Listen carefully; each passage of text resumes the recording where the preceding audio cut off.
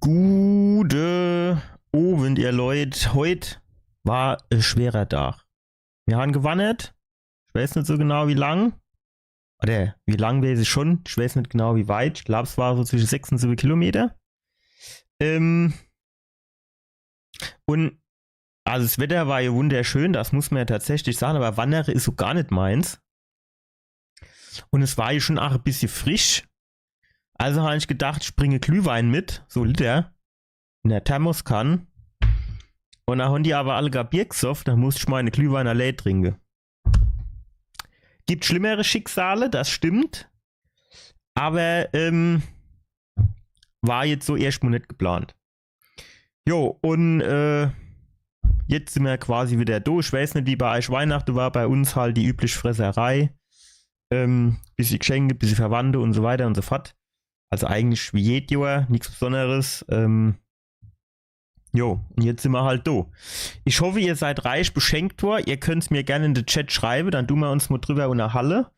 Und in der Zwischenzeit spielen wir hier mal weiter.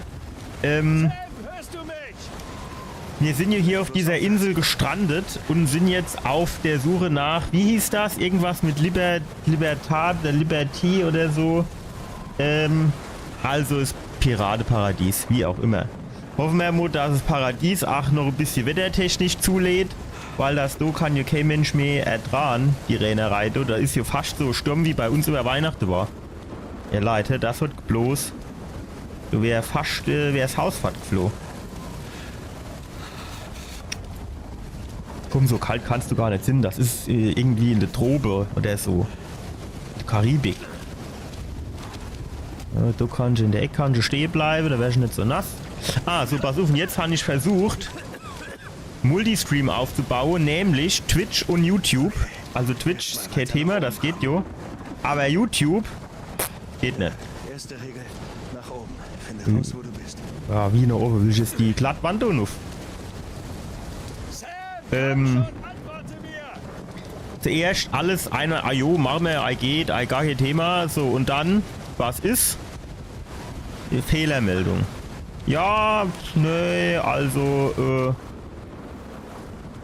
der User hat nicht die Zugriffsberechtigung, ja, ich kann nirgends was von dem User instellen, schon jetzt eben extra nochmal geguckt, deswegen hat es auch 2 Minuten länger gedauert, aber, naja.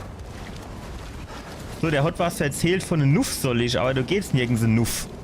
Das Nuff kennt der auch vielleicht ein bisschen präzisieren, oder wie ist das?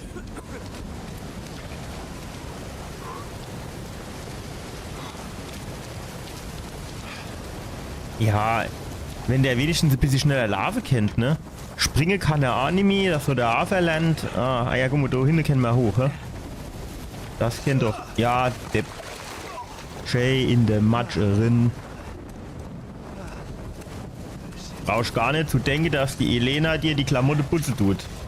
Oder Wäsche tut. Das kannst du gerade mal knicken, so wie du zu der warst. Du kannst dir den Scheiß selber sauber machen. Ja, jetzt stell dich nicht so dumm dran. Hopp. So, schön Nuff da. Du wolltest doch einen Nuff. Dann musst du da auch die Arbeit machen. Schauen Sie das Gefühl hierher, ich komme, desto weniger stimmt's. So, ja, ne, nee, das ist okay. Trepp. Zumindest der reguläre. Ah ja, fort.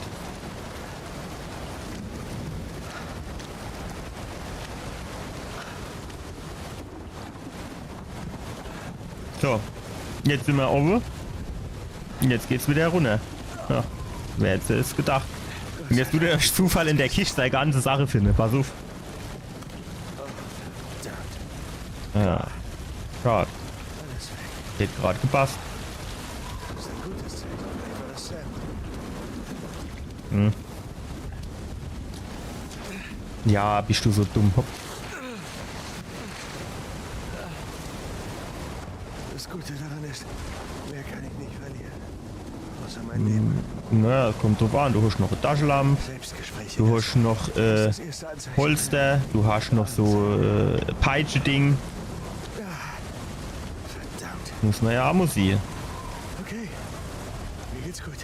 Nuff, Nuff, Nunne. Oh, Scheiße.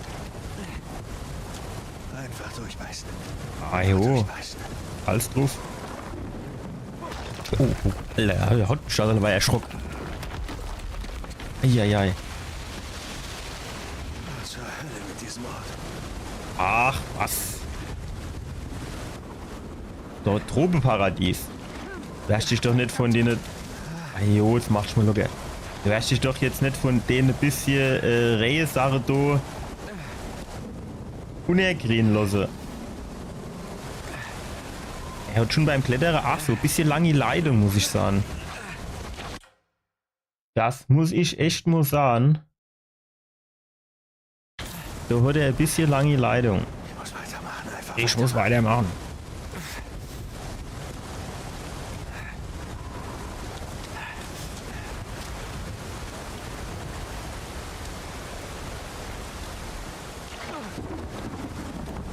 Kannst du jetzt bitte mal dieses Ding da fassen? Ja, Alter, bist du dumm. Danke. Wenn man jetzt mal so guckt, ne, da tun ja aktuell auf Twitch, ja, da nur rechts wäre ganz gut. Rechts, das andere rechts, da nur, ja, da an, hopp. Also, Alter. Ne, ich will keinen Hinweis, ich will, dass der nicht so dumm ist. Jawohl, geht doch.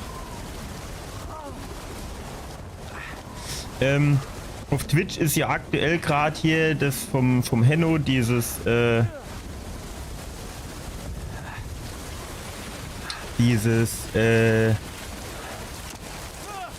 ja, WoW-Event.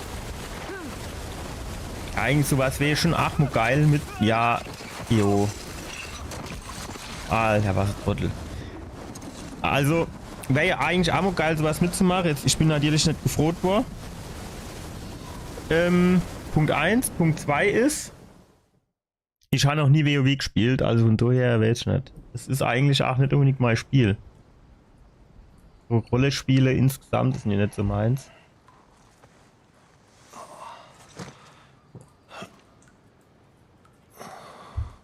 Schlafkopf.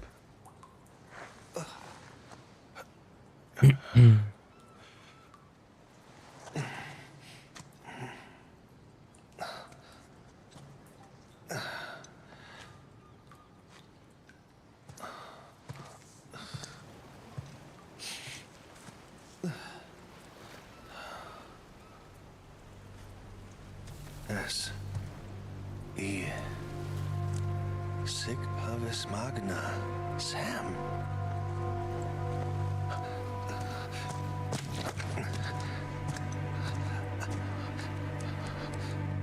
Komm schon. Wo steckst du? Mist. So, guck mal, jetzt wird's aufgehört reden, ist doch direkt wieder der Schäfer, der am Start. Seltsamen Berg. Das Lichtzeichen hat bestimmt auch niemand gesehen, ne? Bleib, wo du bist, Sam. Also ist jetzt auch nicht so, als hätte man da jetzt, wie soll ich denn sagen,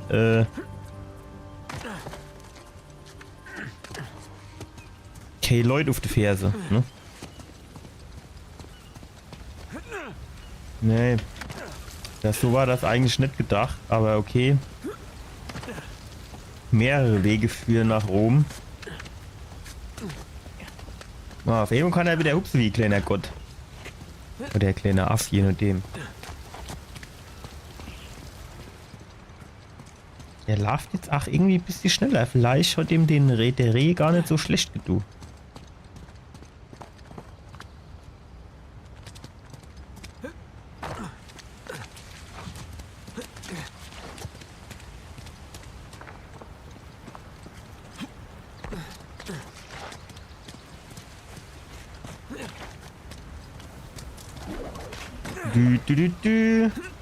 Zack.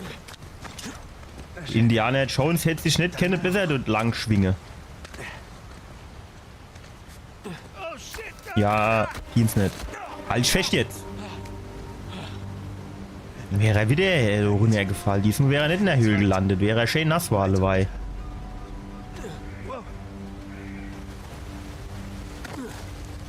Ja, schön über den Kopf blättere, jawohl. Wie bei Mission Impossible. Wer kann, der kann, ne? Muss hier schon ein bisschen Kraft in der Arme haben und in den Finger. Sieht man dem gar nicht an. Er sieht eigentlich eher aus wie so ein Lappe. Zwar ein gut aussehender Lappe, aber Lappe ist Lappe. Schon gedacht, die fliehen hier über also. Aber sie sind auf dem Wasser gefahren. Als hätte die jetzt das Lichtsignal nicht gesehen, ne? Pass auf dich auf. Du spielst auch überhaupt keine Rolle. Ob der jetzt quasi diese... Das ist nur die Frage, wo man jetzt anhupse. So runter vielleicht.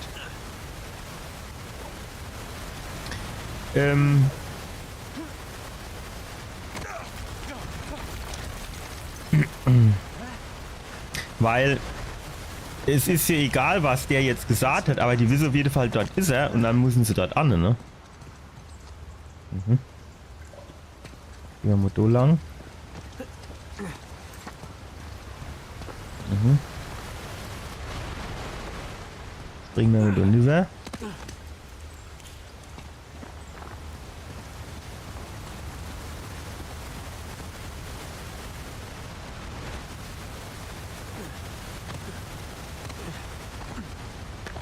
Jetzt können wir mal wieder springen. Geil. Jetzt warte mal. Müssen wir da Nuff? Oh, wahrscheinlich, ne?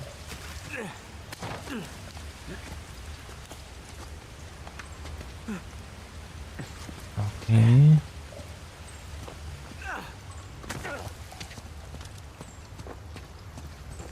Was ist denn das? Was steht da? Mal jetzt mal die Taschenlampe an, ne? No quarter for thieves. Mhm. Ich hab gedacht, das wäre so irgendwie die Pirateninsel. Warum wären dann Pirate quasi... Gut, da stand jetzt auch nicht Pirat, sondern da stand Dieb, ne? Also wenn er was geklaut hat, dann ist das natürlich nur was anderes. Hallo? Ja, guten.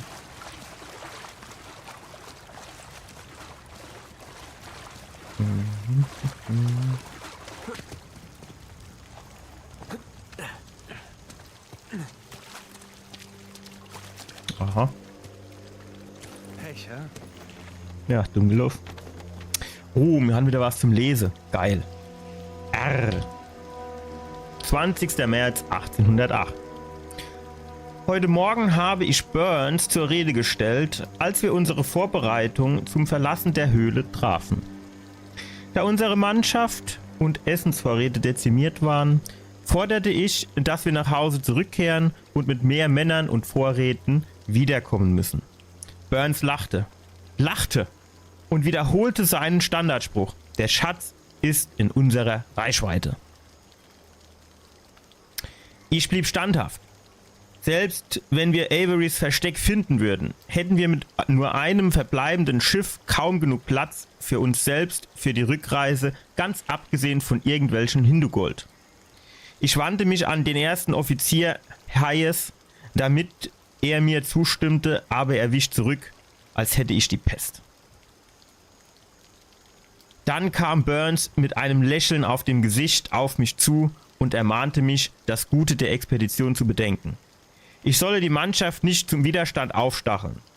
Die Drohung hinter seinen Worten war deutlich, also deutete ich darauf hin, dass ich etwas Ruhe benötige und zog mich in mein Lager zurück.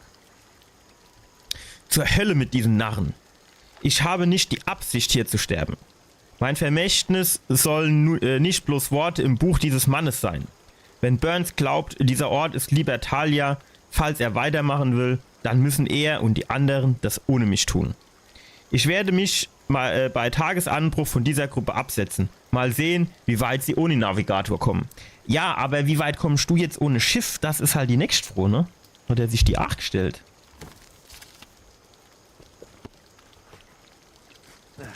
So ein Buch ist irgendwie schon was Stylisches, ne? Man benutzt es ja nicht mehr so wirklich, ne? Man hat dann sein Tablet und keine Ahnung was.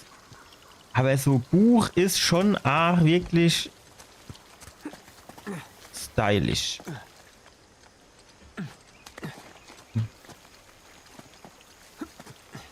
Oh, was ist denn das für ein Kollege? Da hochklettern? In den Stiefeln? Wie hängst du dann da rum? Mhm. Ich befürchte nur.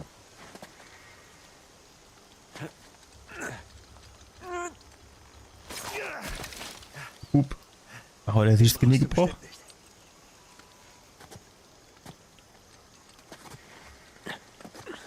Ach so, warte, links alt. Das geht. Fast da. Ja. Das ist mit der Lara ihre Kletterhage schon geiler, wenn man mal ehrlich ist. Warte mal. Nicht, dass mir da jetzt was verpasse. Hupsen wir mal da runter. Hupsen wir da rüber. Ja. Stark. Ach, guck mal, da haben wir quasi einen Weg. Also sagen wir mal so, die Aussicht kann schlechter sein, ne? Jetzt ein Campingstuhl. So, Kühltruhe mit ein bisschen Bier. Oh jo, klar. Bewegung da bei den Bäumen. Der Dschungelmann, da bewegt sich alles. Ich sehe nichts. Verdammt. Okay, Leute, falscher Alarm. Aber haltet die Augen offen. Na los. Wir organisieren uns da jetzt gleich Kanonen. So, Kanönchen hätten wir schon mal. Ja, hätte er jetzt nicht keine ganze Runde fallen, du sieht man den doch noch. Wir haben mehr Glück als Verstand. Shit, was war das? Ich war's nicht. Ja, dabei. Nee, da war niemand.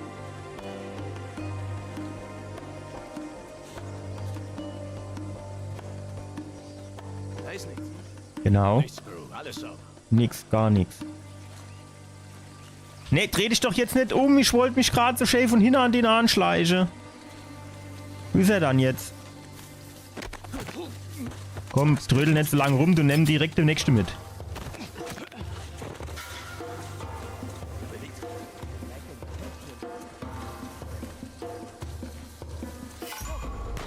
Perfekt.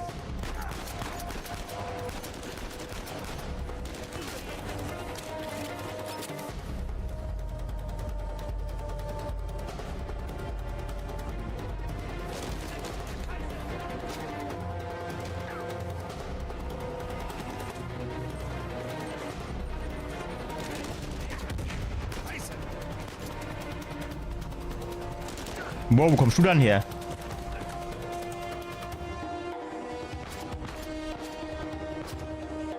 Ist diesem Scheißer!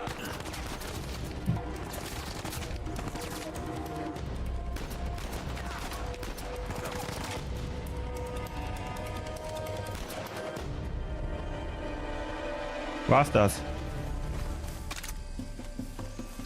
Gut. Meine Munition ist langsam leer, war. Samu, hatte die doch nicht irgendwie so mehr Munition? Aha. Okay.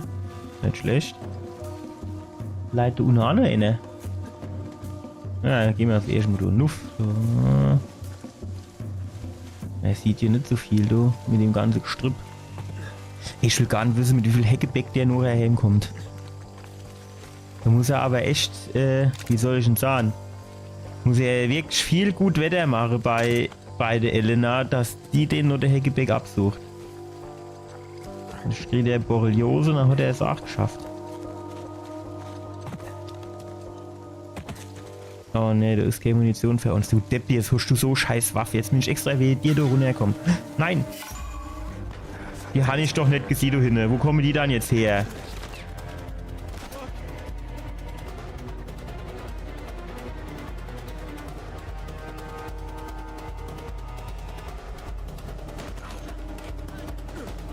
Wo?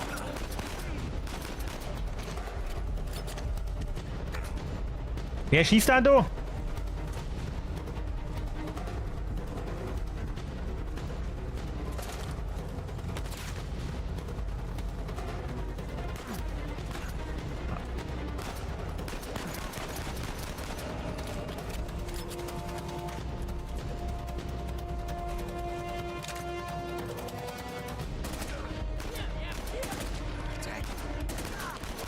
Sterbt jetzt! Mehr so widerspenstisch wie der Sinkanto.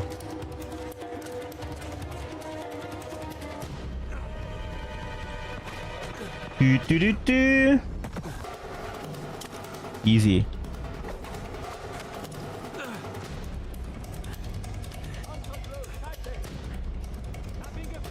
Was hast du mich gefunden? Ja, das war Karl, der mit dem sozusagen rumschwinge, ne?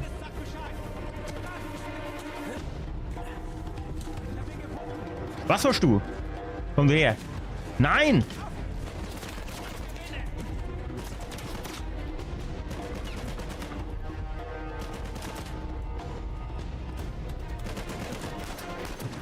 Wow, nein! Ah! Wie kam der dann jetzt wieder da hoch? Scheißdreck, du. Oh, Munition. Japan-Munition.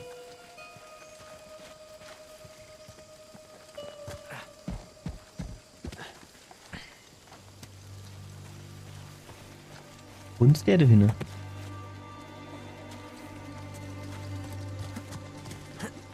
Oh, das packt er nicht.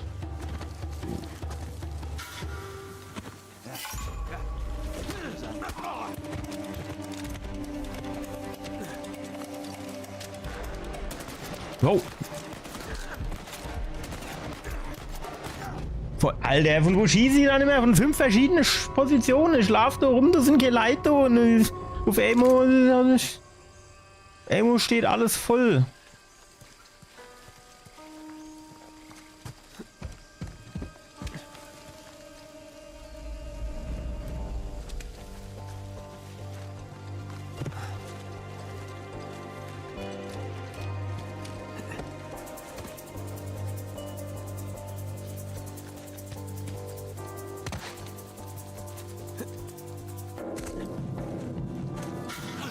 Jawohl, so habe ich mir das vorgestellt.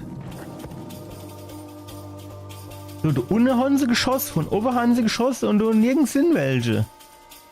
Wie geht denn das immer?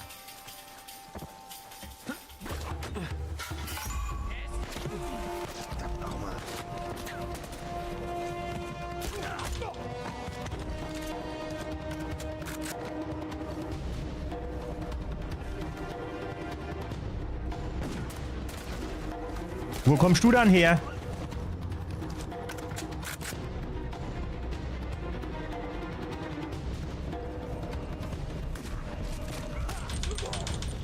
Ey, welche Mo in die Fresse geschlagen ist der tot. Gibt's hier gar nicht sowas.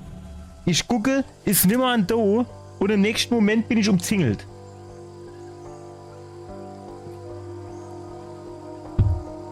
Kann ich mich gleich mal hin rumheben, dann knall ich sie halt von da ab.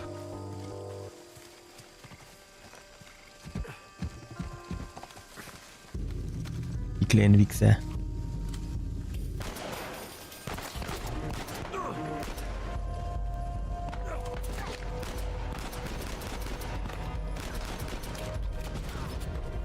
Nein! Och, du bist so dumm. Warum muss er jetzt neben dem scheiß Stamm langlaufen? Der kann doch auch über den Stamm laufen.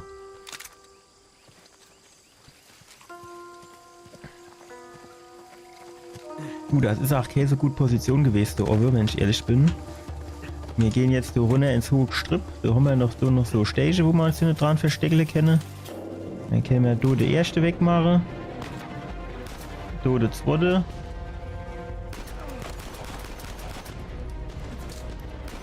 Der dritte.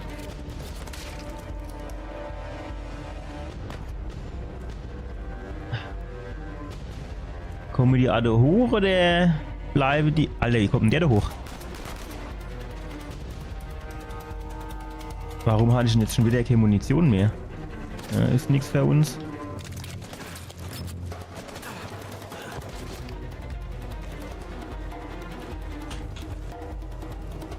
So, wo ist der jetzt, der du geschossen hast? Warum sehen die mich eigentlich immer und ich die nie?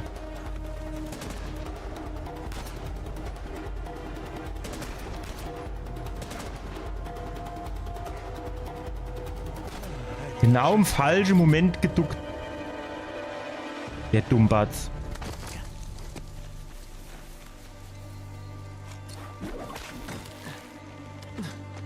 So, ich brauche Munition, her damit.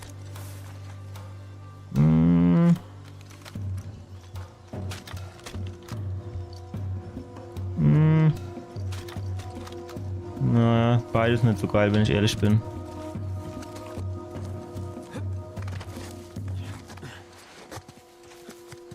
Kommen wir da irgendwie Nuffio, ne? Da irgendwie da rüber. Jawohl, so habe ich mir das vorgestellt. So, du war da auch noch irgendwo Munition am Start. Jawohl. Alles her damit. Meine Pistole ist mir am liebsten. Die schöne Sniper-Pistole. Oh, wo kommen die ganze Trottel dann her?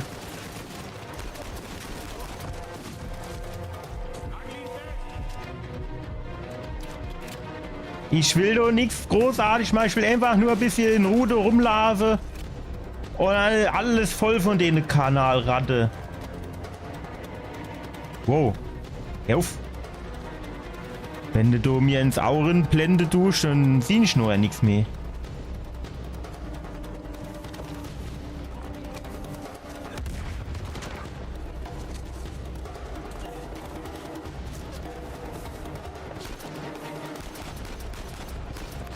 Ah, brauche ich kein Scharfschützengewehr davor. Das bisschen kann ich auch mit meiner Pistole machen.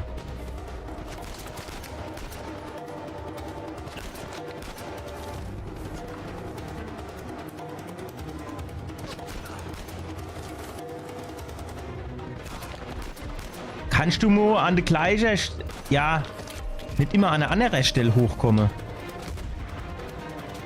Ne, jetzt, ey, hör auf! Nimm da jetzt die Waffe, du. Wo kommt's her?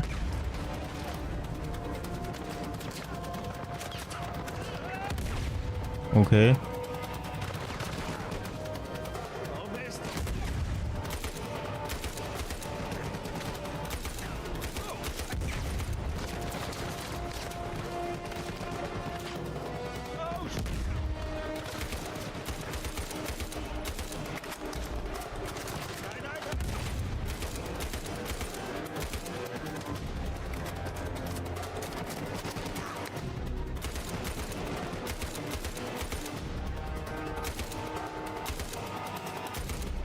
Alter, wie soll ich dann Tode mit was treffen?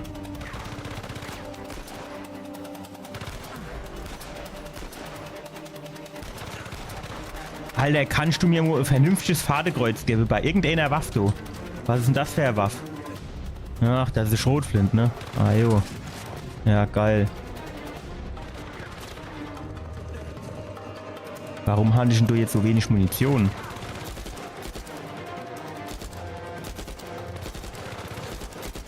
Oh, ist der so dumm, ey. Warum habe ich denn keine Munition mehr?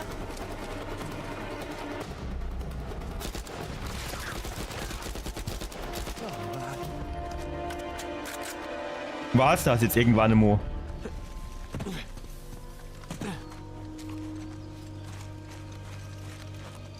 Ja, Zeit war. Ohne Scheiß. Dumme Ruhe ist jetzt. So, was haben wir dann da am Start? Braucht 9 mm Munition. Schön mal Scharfschützengewehr, Munition quasi. Die ist natürlich auch nicht verkehrt. 50 Schuss ist auch gar nicht immer so wenig. Da können wir damit leben. Und was ist das für eine Waffe? Das ist eine Falle. Also Fallobst. Aber ja gut, wenn wir da 50 Schuss verhindern, nehmen wir die halt. Aber ich bräuchte... Es ist halt schon ein bisschen blöd, dass ich nur Waffe von der Sorte mitnehmen kann.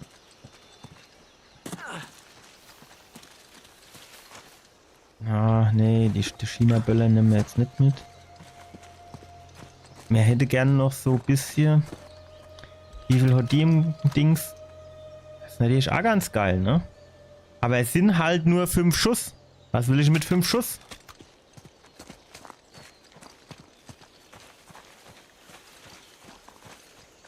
Aha. So drauf haben wir gewartet.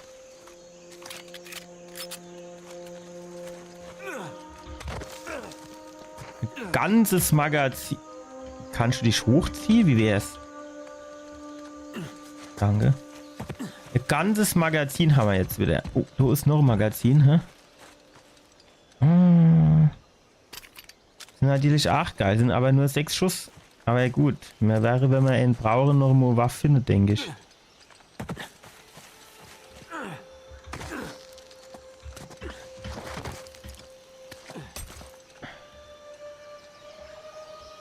Ja gut, jetzt stehe ich wieder du, ne?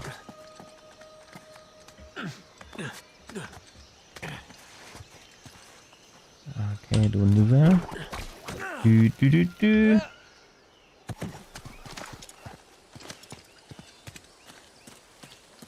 Okay. Wo lang? Aha, gib mir die Nase nur. Oh.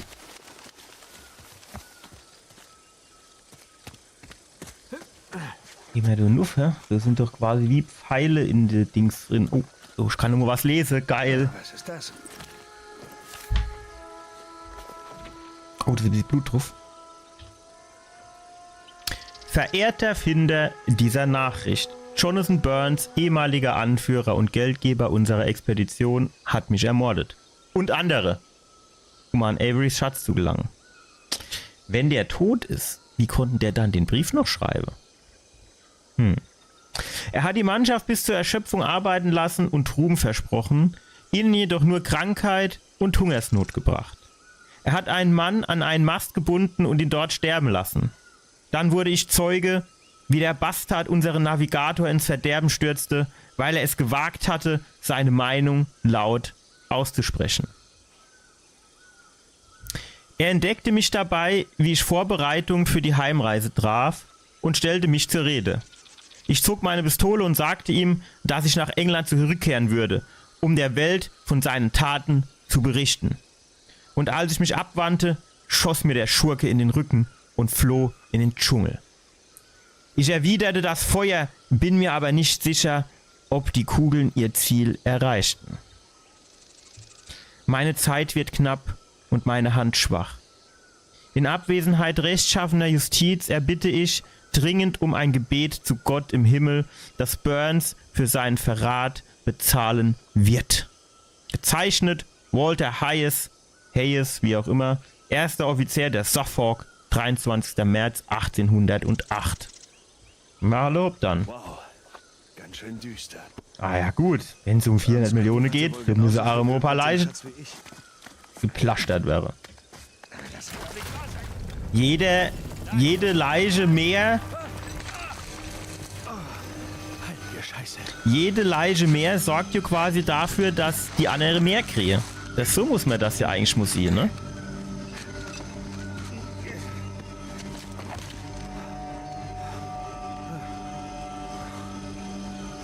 Ich hätte dich fast umgepustet. Sam, du bist okay. Ja, mich haut so schnell nichts um. Schön, dass du noch lebst, Brüderchen. Na los, auf uns wartet dein Schatz. Warte mal, also, was tun wir hier? Was meinst du? Ich meine, unsere Vorräte liegen im Indischen Ozean. Ja, dann klauen wir halt was von Nadines Armee. Ja, und dann das. Wir kämpfen gegen eine Armee. Haben uns doch ganz gut gehalten bisher. Wir sitzen hier fest mitten im Nirgendwo. Wir wollten doch hierher, weißt du noch? Da hatten wir einen Fluchtplan. Okay. Hör zu, ein verrückter Vorschlag. Wir gehen da runter und schnappen uns eins von Raves Booten. Die Boote können warten. Willst du wissen, was wir hier tun? Wir kaufen mein Leben zurück. Okay, und dazu gehen wir jetzt in diesen Dschungel und finden Libertalia. Siehst du irgendwelche Anzeichen für eine große Piratenkolonie? Ich nämlich nicht. Etwas spät für Zweifel, findest du nicht? Könnten wir mal die Möglichkeit in Betracht ziehen, dass Averys Traum vom geheimen Piraten-Utopia geplatzt ist und wir hier vielleicht einer Fantasie nachjagen, anstatt einen realen Weg zu suchen, um dich zu retten? Ich werde diese ganze Insel absuchen, wenn es sein muss, bis ich den Schatz finde. Und wenn du nicht weißt, was du hier überhaupt machst, dann geh nach Hause, Nathan. Ohne Boot. Halt. Ich soll nach Hause? Soll das ein Witz sein? Hast du eine Vorstellung, was ich riskiert habe für dich? Und was habe ich riskiert? Okay? Die letzten 15 Jahre meines Lebens. Darum geht es doch gar nicht. Doch, genau darum geht es. Was?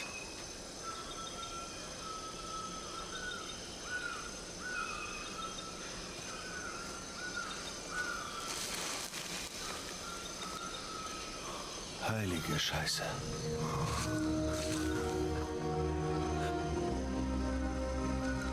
Willst du immer noch heim?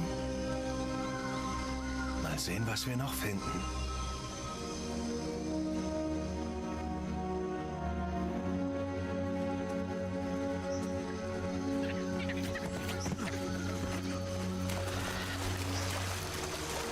Da sind noch Sektor, oder was zum Fressen? Das könnte was sein. Ja, hoffen wir mal, der Rest davon ist nicht unser Jahrhundert.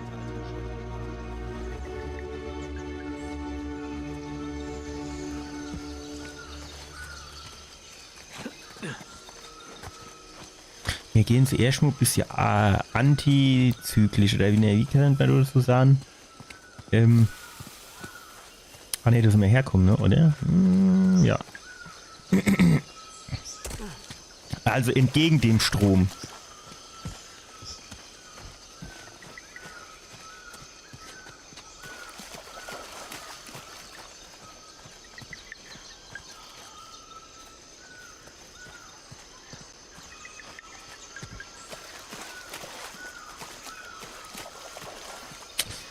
Ich kann mich doch nie so entscheiden, ne, wo man jetzt lang läuft. Ja gut, der geht der einfache Weg, ist schweres. Normal, ne?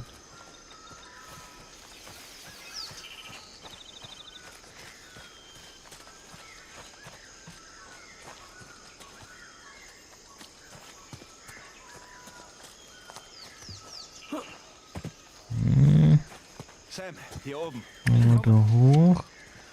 Dann gehen wir Motor rein. Keiner zu Hause.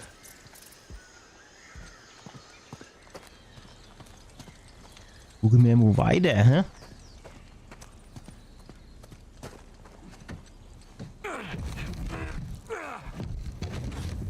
Naja, der wäre auch so drunter durchkommen, oder?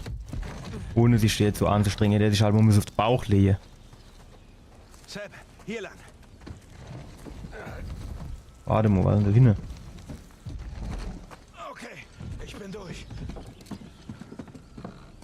Hier geht's lang. Staubig.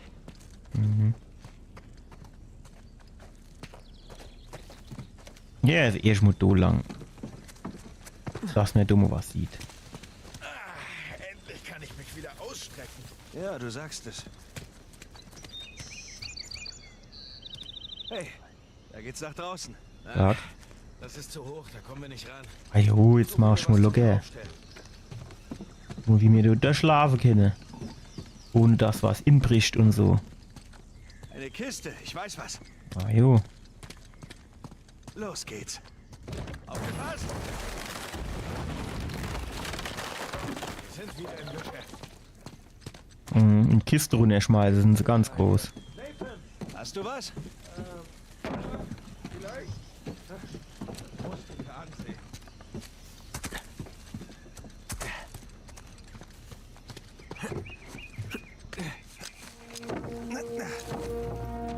Und das hätte jetzt noch nie irgendjemand gesehen, so ein Satellitenfoto oder Flugzeug oder Hubschrauber oder keine Ahnung.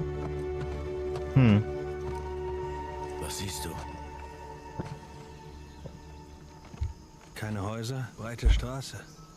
Ganz klar irgendeine Art Geschäftsviertel. Ja, vielen Dank auch, Nathan. Komm schon. Was siehst du?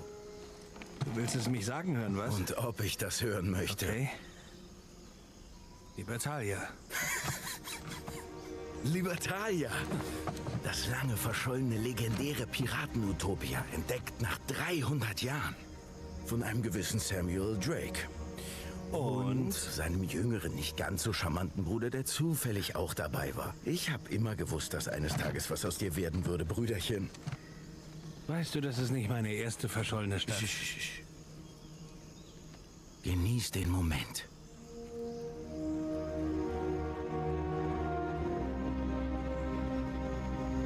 Wo willst du anfangen?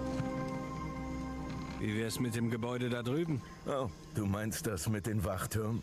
Ja, sehen wir doch mal nach, was da bewacht wurde. Hört sich gut an. Das ist... Also... Ich bin sprachlos.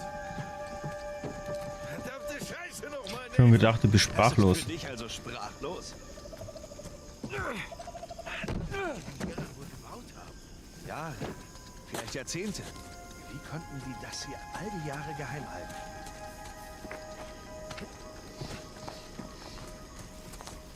Es ist nur dieser Ort. Selbst ohne Schatz ist das ein ziemlicher Fund.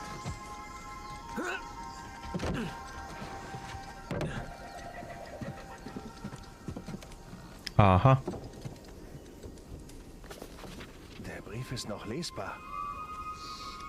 So wundert er sich, bei dir eine ganz andere, die er gefunden hat, wundert er sich nicht. Naja, gut, top. 17. Mai 1715. Vater, zweifellos hast du davon gehört, dass mein Schiff von einem Mann der Ostindien-Kompanie zerstört wurde. Ich bitte um Vergebung, falls du um mich getrauert hast, aber ich musste die Welt in dem Glauben lassen, dass ich tot bin. Dein Sohn ist aber nicht bloß am Leben und wohlauf. Du wirst sicher erfreut sein zu hören, dass ich mein Kapitänsamt niedergelegt habe. Ich versuche mein Glück nicht länger als Dieb, stattdessen habe ich mich gemeinsam mit meiner tapferen Freibeutermannschaft Gleichgesinnten angeschlossen, um für die Freiheit einzutreten.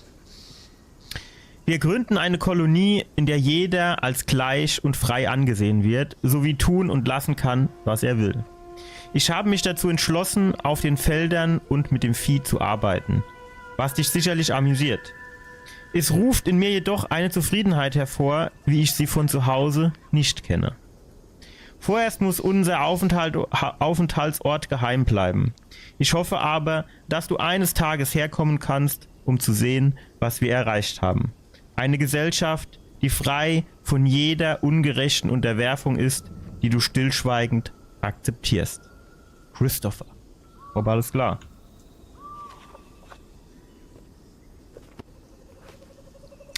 Ich will jetzt so nix sagen, ne? Aber ich sage es trotzdem. Was haben wir da noch? Ja, das ist nix. Hey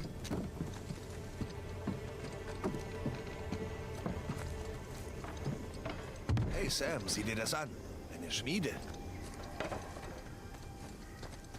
Das hat ja eigentlich schon ein bisschen was von Hier sind ein paar Entermesser. also von, ja, Demokratie jetzt nicht direkt, aber so, ne, Freiheit, jeder ist gleich und so, das sind ja schon auch Sachen, die jetzt zum Beispiel im Grundgesetz drin stehen. Also die Pirate war hier so sie weit voraus.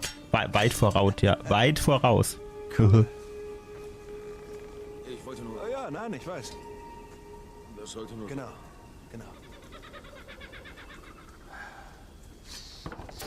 Bist ein mieser Pirat.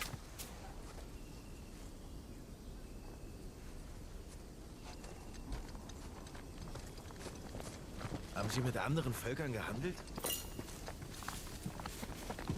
Wenn dann nicht auf dieser Insel.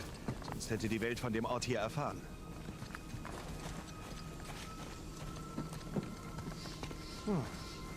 Pferdeknochen. Sie sind noch angebunden, als ob sie zurückgelassen wurden. Aber warum? Da fragt man sich schon, was da passiert ist, ne? Vielleicht mussten die Leute fliehen. Oder sie wurden fortgebracht. Na, irgendwas stimmt hier nicht.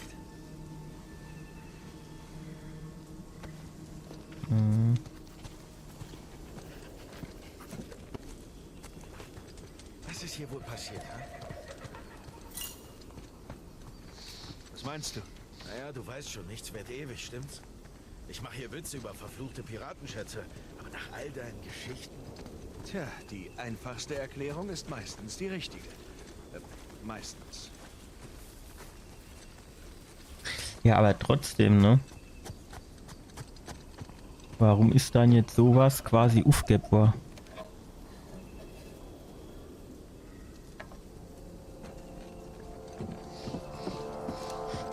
Und vor allem, also ach so, quasi so überstürzt und so, dass dann die Pferde angebunden sind, ne? Wenn du jetzt irgendwo, keine Ahnung, bist und es hast dann so Vulkanausbruch, dann hätte ich jetzt sagen, hopp, alles klar, aber so. Verschlossen, na klar. Hey, du kannst doch durch das Fenster durchgreifen und die von innen aufmachen. Warum stellt der sich immer so dabbig dran? Ich verstehe das nicht. Kannst du da auch nicht da oben irgendwie dran hupsen? Nee, ne? Ja. Du sitzt doch so Balge. An jedem Scheiß kann er sich festhalten, aber an dem Balge doch nicht, oder was?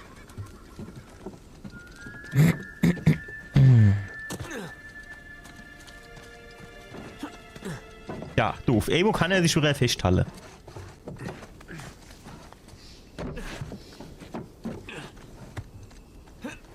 Kannst du jetzt reingehen oder wie sieht's aus?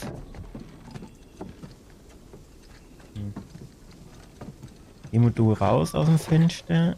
Kennen wir da jetzt irgendwo vielleicht?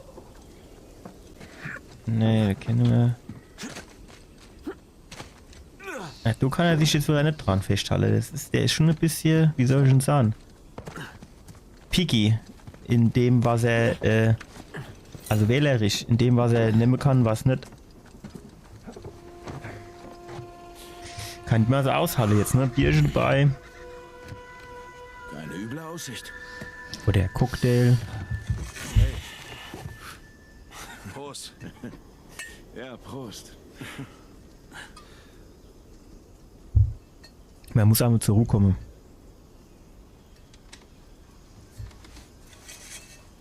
Was wollten die hier? Wer, die Siedler? Ja.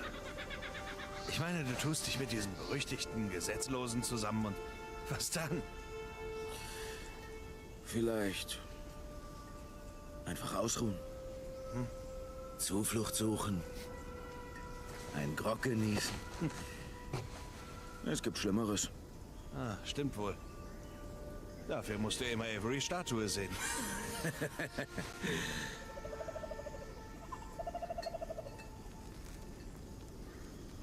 Hey, hast du dich schon mal gefragt, wo wir heute wären, wenn wir uns anders entschieden hätten?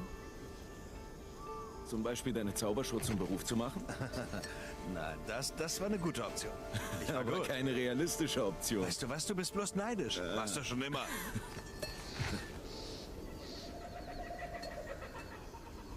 Nein, ich meine, wie wäre unser Leben heute, wenn wir nicht angefangen hätten, Leute zu jagen, die schon seit Jahrhunderten tot sind? Glaubst du, wir hätten dann so etwas wie ein normales Leben? Normal. Du meinst, am Thanksgiving sitzen alle zusammen an einem Tisch, zeigen sich gegenseitig ihre Babyfotos, sowas in der Art? Nein, nein, danke. Nichts für mich. Mir gefällt unser Leben. Ja, die alte Leier. Komm schon, Bill. Wir sind glückliche Männer. Das nennst du Glück? Ja. Andererseits war ich die letzten 15 Jahre lang weggesperrt, also ist das wohl relativ. Okay, da hast du recht. Das ist viel besser als Gefängnis. Wenn du jetzt mal guckst, ne? Tja, Der ist ja durchs Meer geschwommen und alles, ne? Aber die Frisur sitzt. Würde mich mal interessieren, was der für Haarspray drin ballert.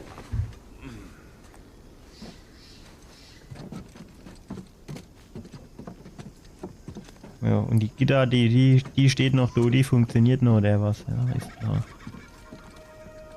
Ah ja.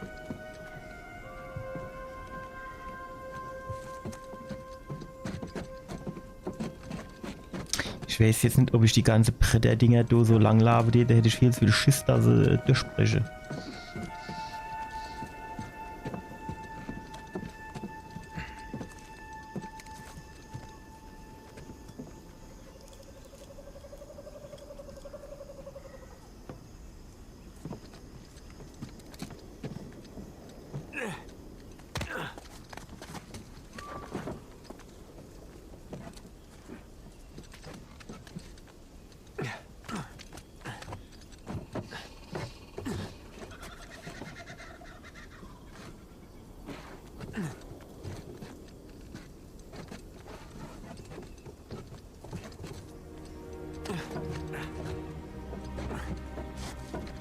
kann man... Genau, da wollte ich hin. Wie macht man das jetzt am geschicktesten?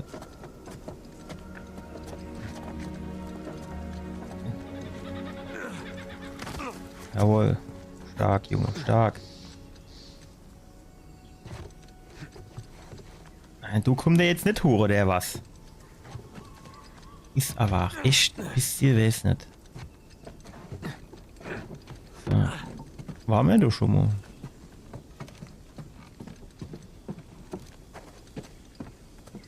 Ah, ja genau, da waren wir schon mal.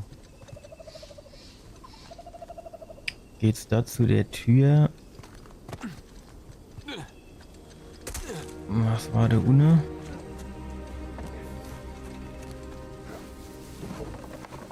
Sieht aus, als führt hier ein Weg oder sowas durch.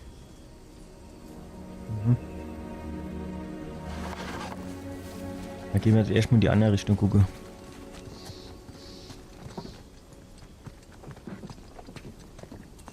Ach, du war die Pferdchen, hallo hopp dann.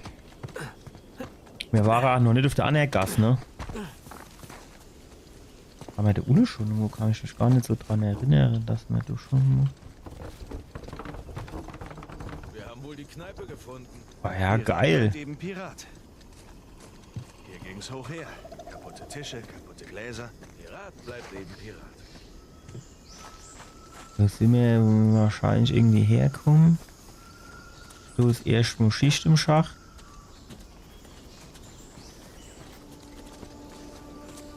So sind wir eben nuff. Ja gut, dann gehen wir halt durch die andere Seite, durch die Gasse. Durch den Weg.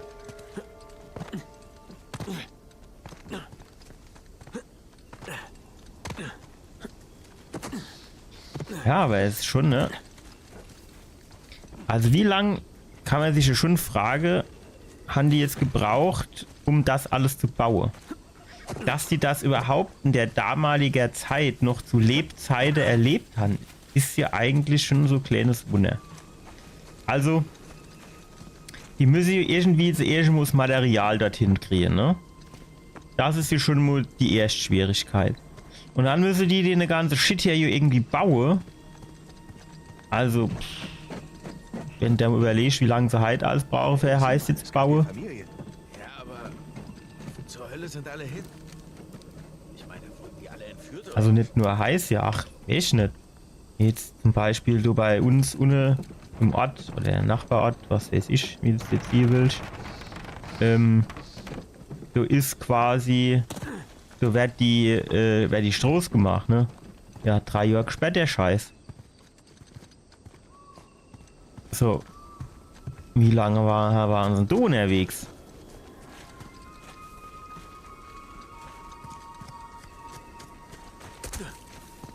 So, sowas, so, LA sowas, ne? Die hatte jetzt hier kein Bagger, mit dem sie gerade mal den Städte aufrecht setzen können. Ist das Symbol wieder? Oh, das hast du auch gesehen, ne? Ja, bevor wir uns getroffen haben. Wer markiert diese Orte? Ist das noch ein Siegel? Nein, nicht soweit ich weiß. Vielleicht Angreifer? Diese Leute hatten bestimmt viele Feinde da draußen. Kann schon sein.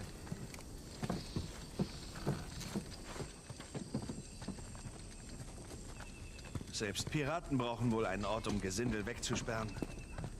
Piraten wohl ins Gefängnis stecken. Scheinheilig, oder? Piraten, die ein Gefängnis haben. Tja, so ist das. Arschlöcher gibt es wohl überall.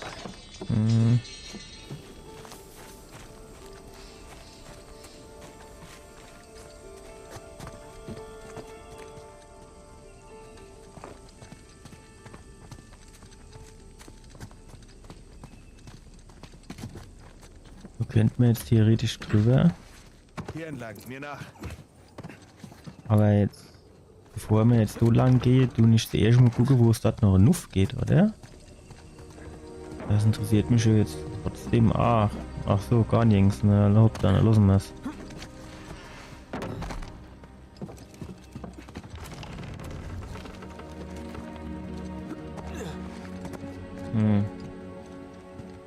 Da scheint ein Tunnel durchzugehen. Wo? Ah, da unten, tatsächlich. Jetzt wo du sagst. Hey, Sam, komm her. Das kann was sein.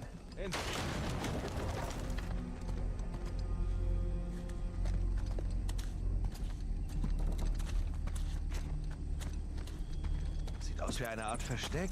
Aber vor wem sollten sie sich verstecken? Vor sich selbst? Sieh dir das an. Sieht aus wie der Grundriss des Handelsbezirks. Ja, und bam. Da ist unser Schatzhaus. Hier ist der Turm. Was hatten die Kerle vor? Stimme.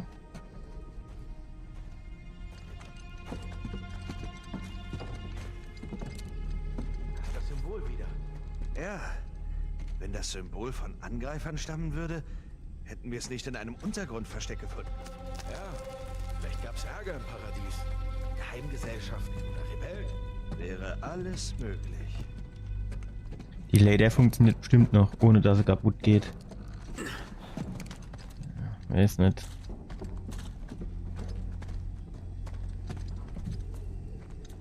Die scheinen hier schon dann vernünftige Bauherren gewesen zu sein, ne? Schon noch ein bisschen duscht, hätte ich gerne die Taschenlampen noch 2 Meter länger anlassen. Wahnsinn, ne? Da kommen wir raus. Mhm. Ja, okay, dann mal los. Ich sehe Licht da unten. Heilige Scheiße. Ja, Hey, schon nicht schlecht. da ist noch mehr von der Kolonie. Vor allem, wie sie das danach alles so in de Fels drin gebaut haben, in die Felsen und so, ne? Also jetzt mal ganz ehrlich, die müssen doch so Jahrzehnte beschäftigt werden.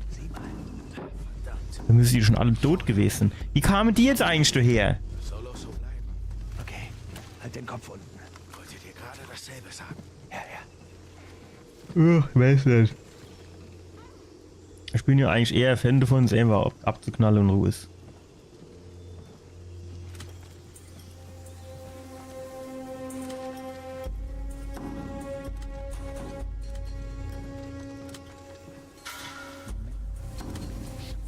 Warum?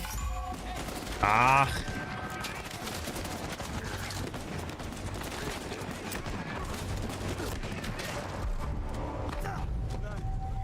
Wie markiere ich denn die jetzt noch immer? Ich bin das noch so gewöhnt, mittlere Maustaste, aber ich glaube, es ist nicht die mittlere Maustaste. Q ist es aber irgendwie auch nicht, oder?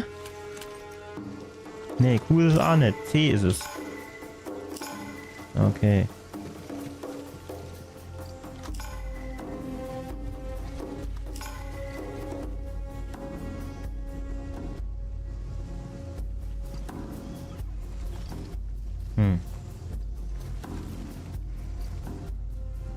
Gut, ist alles voller Heiser, ne?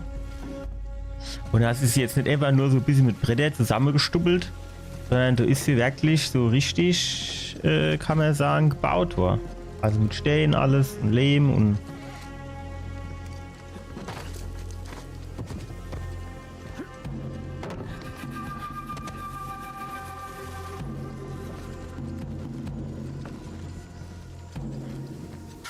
Wow, nee! Ach, dass der an jeder Kant bleibt der hängen.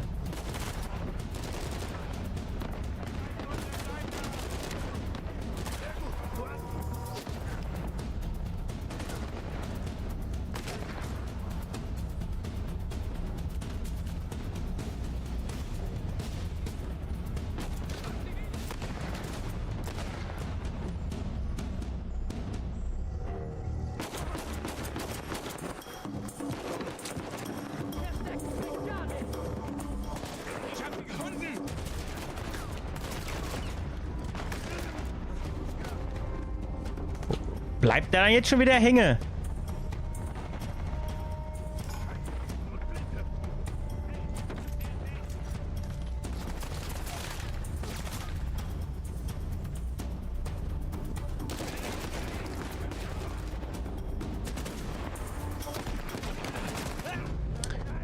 Noch nicht immer in Ruhe Ziele kann. Hallo Pixel Margo.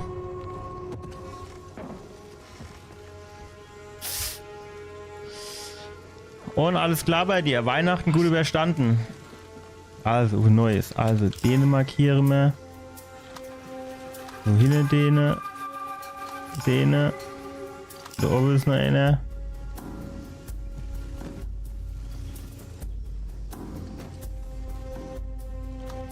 Den haben wir ja schon. Ach, babbel nicht. Was ist noch? Hier ist alles sauber. Wäre jetzt so schön leichte Opfer, ne? Oh, nicht den schon markiert. Nee, ne?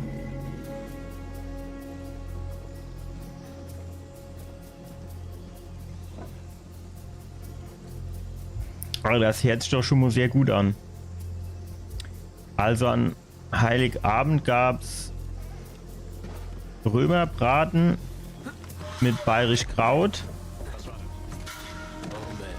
und Flit, also Baguette. Und am 2. Weihnachtsfeiertag gab's Rehrücken mit Klößen und Rotkraut. Also sind wir jetzt gar nicht so weit auseinander, ne?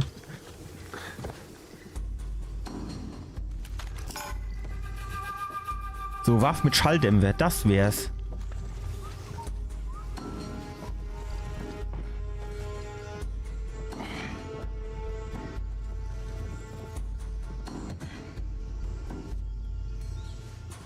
Ah, das stimmt leider. Also, ich habe zumindest gut zugenommen. Aber da müssen wir jetzt nur noch durch, zumindest ich. Bis,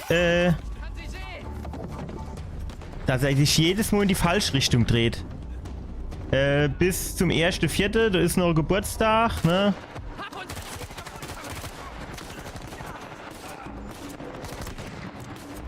Und dann geht's wieder retour vom Gewicht. Das habe ich mir fest vorgenommen, das ziehe ich auch durch.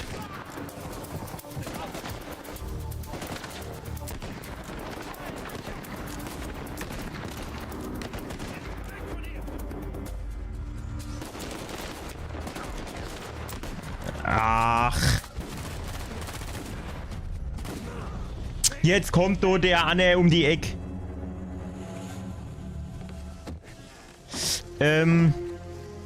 Also gibt es jetzt 2 Antworten drauf. Ja, ich habe die schon alle gestreamt, aber nicht dieses Jahr. Also ist schon länger her. Die müsste eigentlich auch alle auf meinem YouTube-Kanal sind. Dieses Jahr habe ich jetzt tatsächlich nur Uncharted 4 gestreamt. Das hatte ich vorher auch schon mal gestreamt. Aber dieses Jahr nur Uncharted 4. Also früher habe ich das eigentlich, ich glaube, da 2-mal um die Jahreszeit schon gemacht, dass ich so alle 4 gestreamt habe oder alle 5. Aber das war mir jetzt zu viel. Warum muss er sich da jetzt dran festhalten? Einfach mal da runtergesprungen, der scheiß Gestrüpp. Und ich wäre jetzt nicht der 4., der gefällt mir halt tatsächlich am besten. Ja, so dumm, ey. Warum schieße ich immer vorbei? Was ist... Wo schießt der jetzt her? Was ist da mit dem Sam? Der steht doch da oben, hat auch eine Waffe in der Hand. Der hätte ihm doch jetzt gerne von oben in den Kopf schießen. Den finde ich halt am besten, weil... Bei den anderen Teile, die waren nämlich eigentlich auch geil, bis die dann am Ende alle in dieses, keine Ahnung, wie ich es nennen soll, in dieses, abnormale, also, übernatürliche abgedriftet sind mit irgendwelche Unsterbliche und Jedis und keine Ahnung, das fand ich dann immer ein bisschen, weiß nicht. Was Interessantes? Aber die waren schon eigentlich auch alle ganz geil, das muss man halt tatsächlich sagen, ne?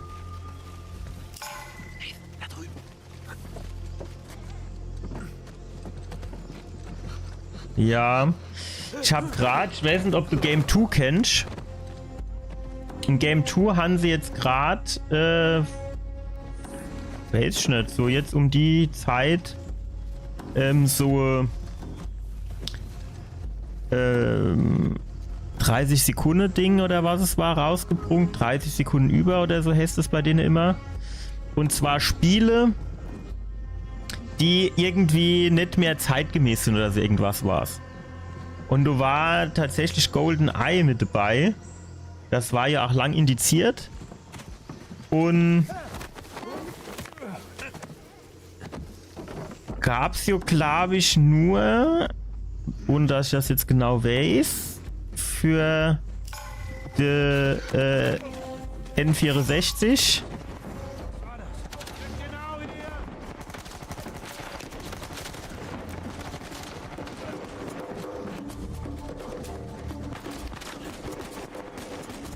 Also hatte ich beim Kumpel, glaube ich, ab und zu mal gespielt.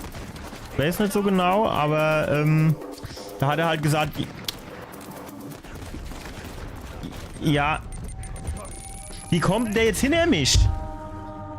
Wäre nämlich so.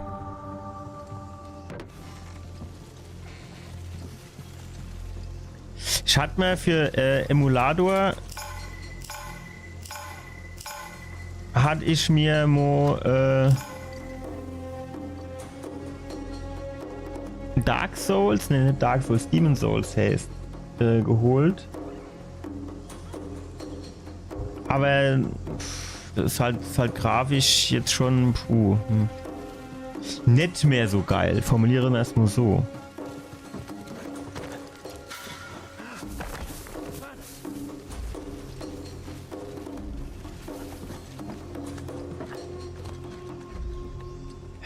Wer sieht mich dann du immer?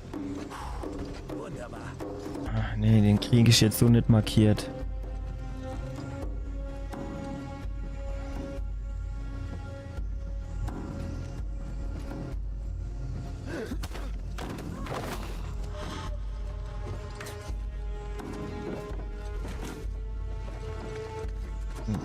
Gucken wir mal. Wo ist hier nirgends einer? So ohne den haben wir noch. Den haben wir schon markiert. Kommt der jetzt davor an die Kante, dann könnte man hier gerade runterziehen. Das wäre eigentlich ganz geil, wenn ich ehrlich bin. Aber der sieht eher so aus, als wäre er fauler Sack. Was ich ja eigentlich nur verstehe bei der Hitze.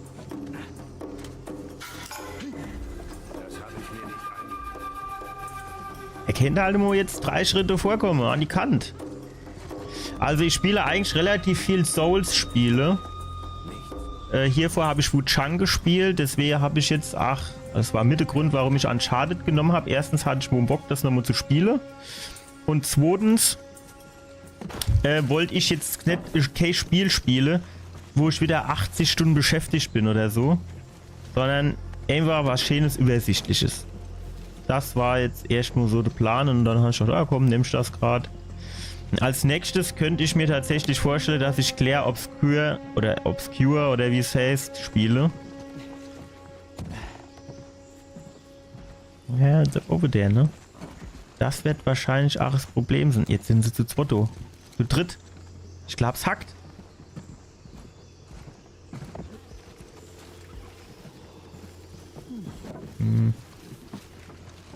Wie macht man das jetzt?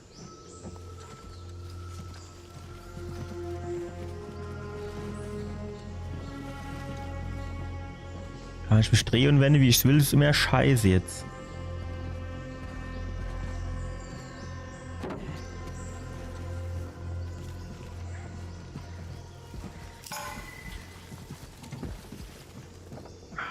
Traue ich mich nicht, weil der Anna dann von hinten kommt, ne? Die haben jetzt aber auch ein dummes Moveset. Ohne Scheiß. Wenn sich der da umdreht, dann kennt man sich den, du Schnappe. Wieder hier. Ah, jo, hat er mich wieder gesehen.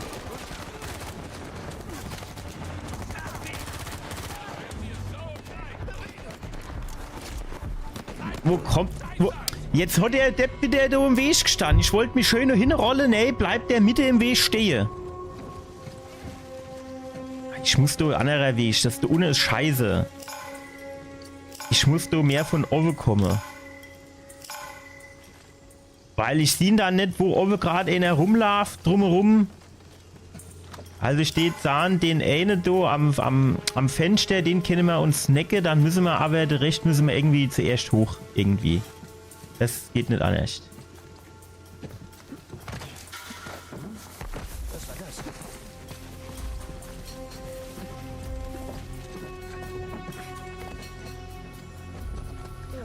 Gut, den haben wir markiert.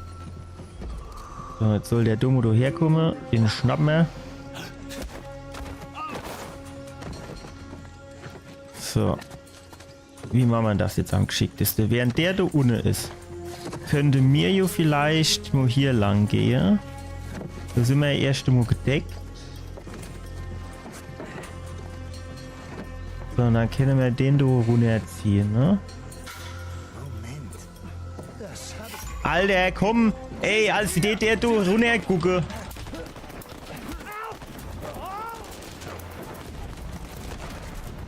Ah, ich hab mir die Kniescheibe weggeschossen, allebei.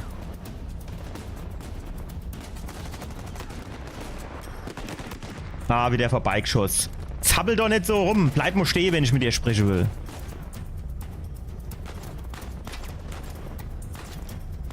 Ja gut, jetzt können wir eigentlich auch wieder runtergehen, ne? Jetzt haben wir eh wieder Highlife-Dose.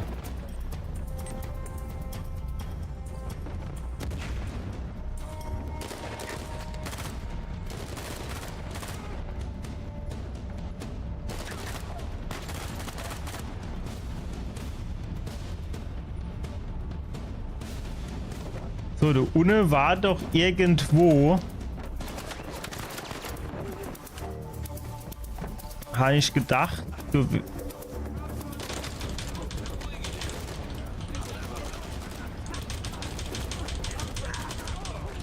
Nee. Ey, warum musst du alles auf dem gleichen Knöpfchen leihen? Ich will mich rollen und nicht in Deckung gehen. Der ist auf der falschen Seite für die Deckung.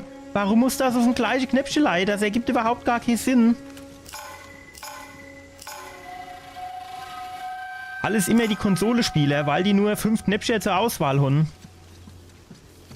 Deswegen musst du alles auf dem gleichen Knöpfchen leihen. Schon 110 Tasten. Du wirst da wohl 2 Tasten geben. 3 am besten. Einen zum Sprinten, einen zum Rollen und einen zum in Deckung gehen.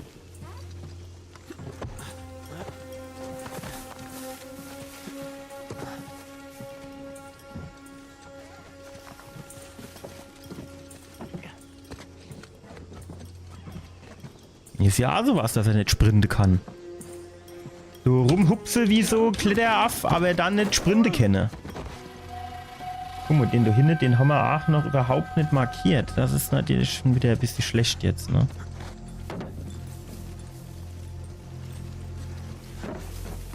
Du musst ein bisschen schneller hochspringen, wenn es geht.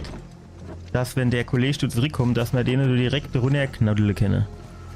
Jetzt ziehe ich dem Moschee die Fies weg, wenn es geht. Jawohl. Stark. Stark, Junge. Stark. So, der erste wäre schon immer weg. Wie sieht's denn da drin aus? Kennen wir hier oben vielleicht mal ein kleines bisschen? Wie soll ich denn sagen?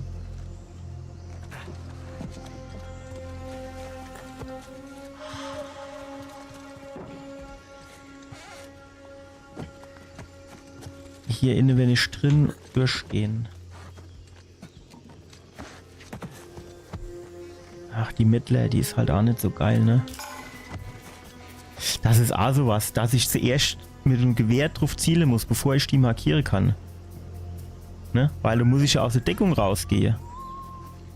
Geil, wenn der da hochkommt. Kriegen wir den? Ah, der andere, der guckt halt genau da wieder her, ne? Man bräuchte so Stanger, die man so hinschmeißen kann, um es abzulenken. Wie kriegen wir dann da hin den? Der steht echt saudumm dort jetzt, ne?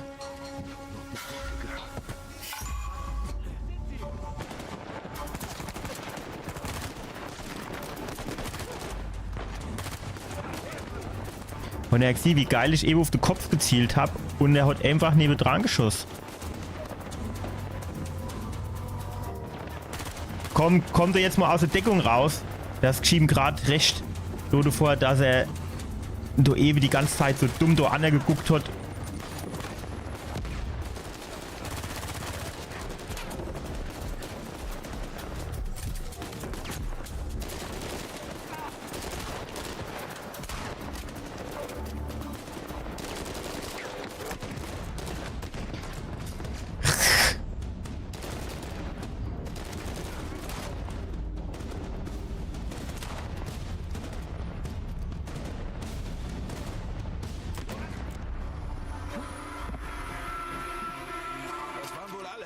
Schnapp dir so viel Munition wie möglich. Das war bestimmt nicht der letzte. Suchen die uns oder den Schatz? Ja, ja. Wie ich Rafe kenne, beides. Ich wollte gerade sagen, schließt sich das gegenseitig aus. Du Unne, du war doch jetzt irgendwo, war doch du so Kist mit Munition, genau, für Mai Barock. So, die nehmen wir jetzt Moschee mit. Und wenn wir nicht so dappig sind im Ziele, sind das ja quasi 7 Tode. Ist das halt auch sowas, ne? Es wäre jetzt geil, wenn ich sagen könnte, pass auf, ich nehme einfach 2 Kurzwaffen mit.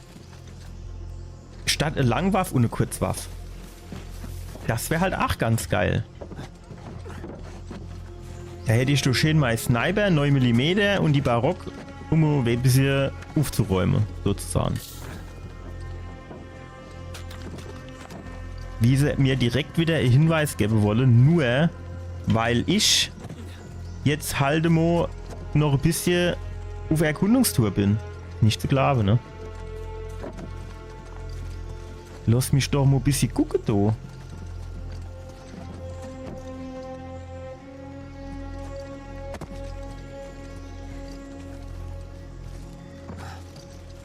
Vor allem welche, wenn die Gegner jetzt schon da sind. Ja, wie groß ist denn die Wahrscheinlichkeit, dass die nicht auch vor uns bei diesem komischen anderen Turm sind? Ich meine, dass man dorthin will, ist sie jetzt irgendwie mehr als offensichtlich, oder nicht?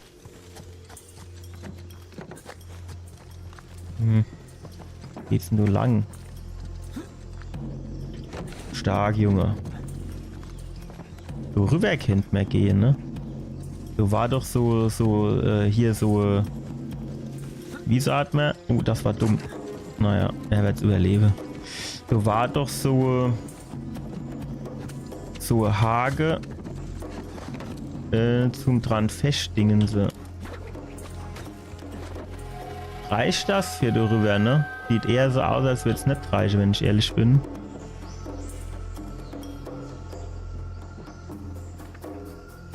Wir machen mal die schwingende Performance und wir gucken mal, wie weit wir kommen. Oh, nee, das packen wir nicht. Das packen wir nicht. Aber da oben ist noch eins, wenn man das dran geht, das wird man packen.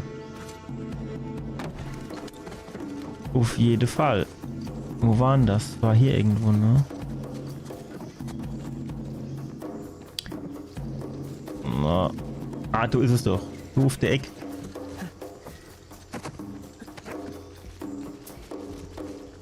Hä? Also, welche? Warum kann ich jetzt do nicht dran dingense?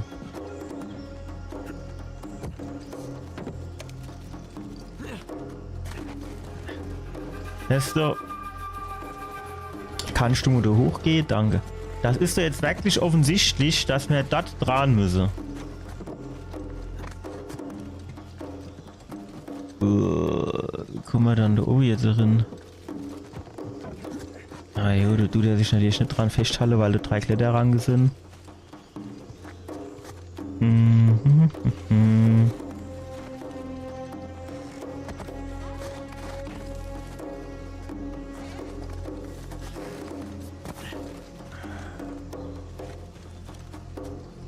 Ja, du, die ist halt geil, ne? Aber was will ich dann mit 6 Schuss?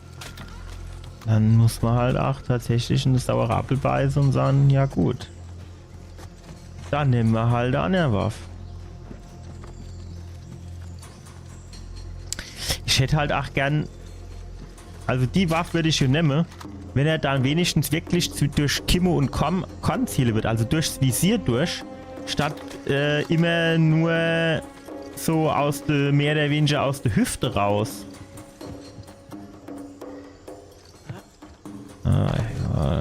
Es bleibt einfach Dappes.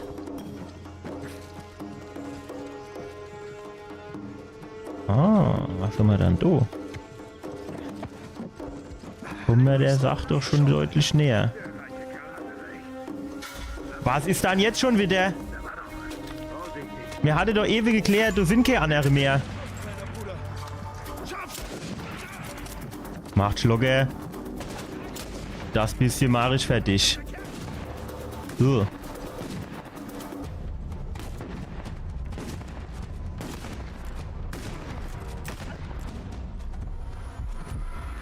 War's das? Siehst du noch welche? Nö. Oder sind wir sicher? Oh, sicher würde ich jetzt nicht sagen, aber sehen tun auch niemand mehr. Wenn ich da jetzt aber runtergehe, dann komme ich wieder nicht mehr hoch, ne?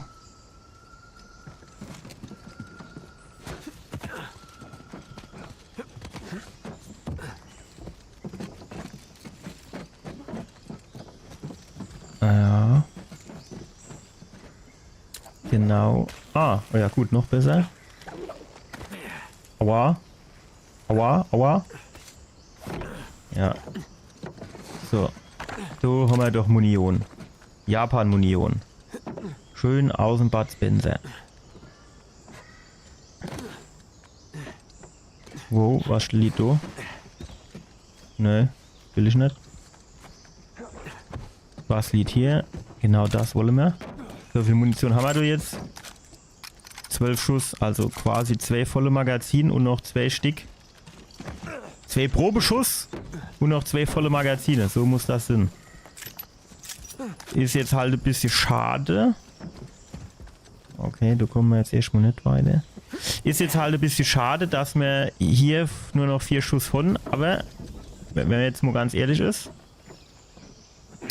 wir haben halt die Schuss 8 tatsächlich gebraucht, um den dick gepanzerte kaputt zu machen. Der hat schon auch immer so ein bisschen Gottvertrauen, dass er dann einfach mal so über die 50 Meter tiefe Schlucht, wenn 50 Meter Reiche springt und so. Der traut sich was, ne? So, Fenster oder runter? Komm, wir gehen mal runter. Oh, noch ein Brief. Ihr Leute, noch ein Brief. Ich kann wieder vorlesen. Bringen wir jetzt erst mal was. Oh, geil, was war denn du? Nice Drawings, Nate. Hm.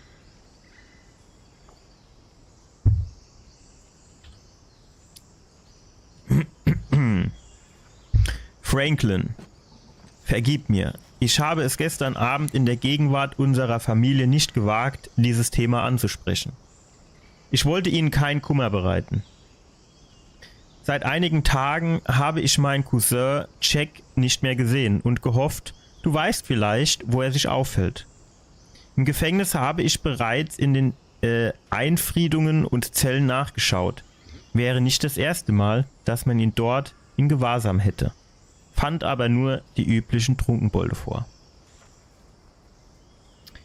Ich bin mir sicher, dass ihm etwas zugestoßen ist, aber niemand traut sich, darüber zu sprechen. Ich sage es ganz offen. Ich fürchte, es hat etwas mit den Treffen unter der Kirche zu tun, an denen ihr beide zu jedem Halbmond teilnehmt. Sie sind ein offenes Geheimnis und wenn ich davon weiß, ist es gewiss, dass die Gründer auch Kenntnis davon haben. Ich bitte dich inständig, sage es mir, falls du irgendetwas gehört haben solltest. Matthew. Stark.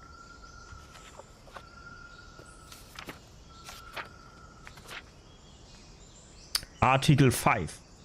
He who deserts Libertalia in time of battle shall be punished by death. Tschüss. Did these slaves, murderers and thieves actually follow these rules? Maybe there's some truth to the whole parrot thing. What is this symbol? Naja, andere Richtung. Treasury, Libertalia. Why did they abandon their horses? Das wird sagt, ja, das stimmt.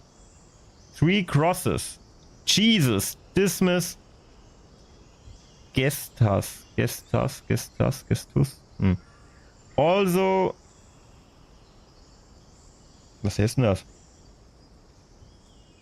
Nautical symbol for shipwreck. No quarter for thieves. Biggest and most crystal treasury. Small buildings. The crimes of murder and shipwrecking carry a high penalty on Jonathan Burns' watch. Not a good way to go. Ja, würde ich unterschreiben. Jonathan Burns' sunken ship were definitely in the right place or both came to the wrong place.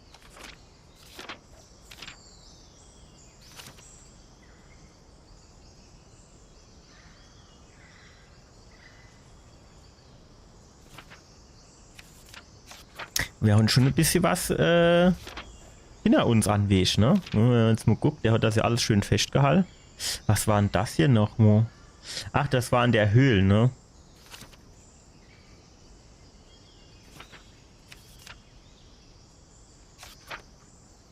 Mhm. Was oder du? Die Quittung für die Hamburger oder was?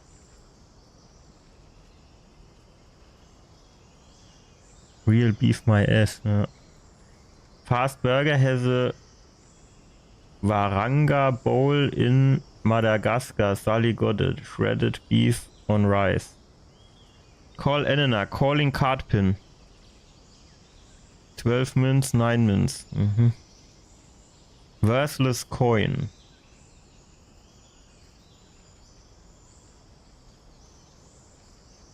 $562.365. Geh fort. Aber AR, das ist wahrscheinlich die Währung von Madagaskar, ne? Bibi Lava Mena. Mhm.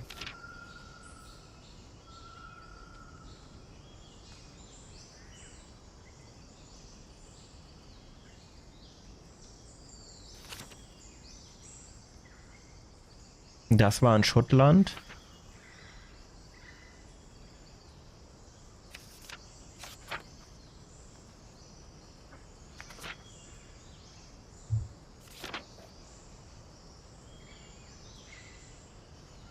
Ist das auch in Schottland gewesen?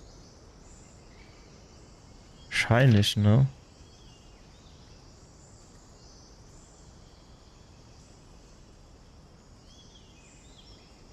We will be fine. He's not like Rafe is a psychopath with unlimited resources. Or that Nadine's got a mean high kick and an army at her beck and call. Mhm, crap.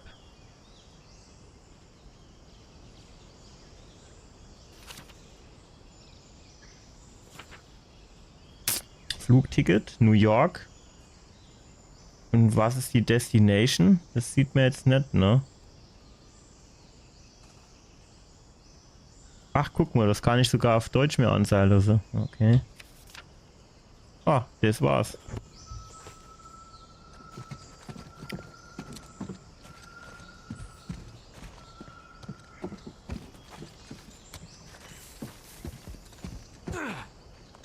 Ich wollte gerade sagen, wer der wohl packe darüber zu hupse.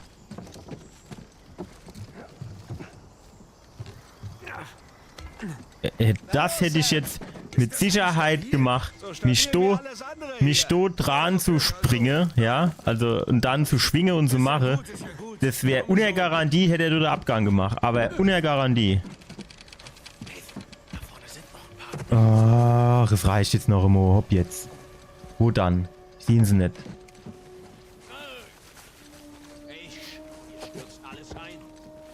Vorsicht, Mann! Du könntest das komplette Gebäude zerstören. Sind sie dann? Hast du sowas schon mal gemacht? Nee. Sehen sie nicht. Aber das ist anders.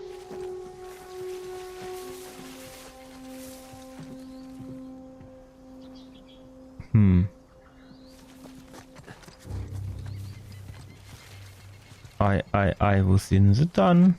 Ah, du einer war am Fenster.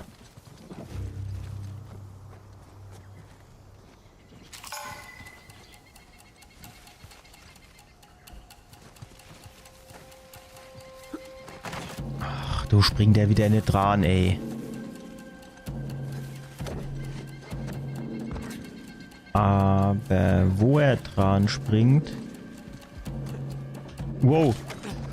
Habe ich nur mal Klick gehabt, alleweil. Ich wollte nämlich hier an das Ding. Du war er doch vorhin lang gelaufen. Das heißt, du kommst ja dann auf seiner Route irgendwann wieder zurück. Und dann petzen wir gerade das Fenster raus in den Tod. Wenn er noch mal an der Retour kommt. Zu mir. Hopp jetzt. Schafft Speicher, eine ganze Tagzeit. Schenk da rum. Weißt du, wie das in die Arme geht? Er tut so, wie er sich dumm mit seinen Fies ja dran stemmt, tut, ist das natürlich auch nicht unbedingt förderlich die Arme zu entlasten, wenn man mal ganz ehrlich ist. Kommt der jetzt noch mal an das Fenster irgendwann, oder? Komm her jetzt, du, hopp. Genießen wir die Aussicht, du. Genau. Tschüss. Das geschieht gerade recht. So, war da oben auch noch eine? Ah, jo, war da oben noch eine. Komm mal da her jetzt, hopp. Du willst doch auch aus dem Fenster rausgucken. Ich weiß doch, dass du das willst. Aus dem Fenster, ja, du komm her. Komm, komm, nee. Ach, Stuck ne runter, hopp. Tschüss. Schieben gerade recht jetzt. Jetzt mal ohne Scheiß. So, sind du noch mehr von denen Scherge? Oder war's das? Kennst gewesen, ne?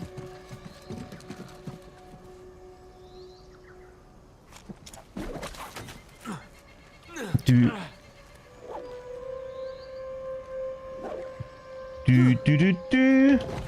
Allerweil habe ich schon gedacht, das kam ein bisschen zu früh, das Warte mit. Okay, Männer, bleibt wachsam. Halten wir hier alles schön sauber für die Chefin.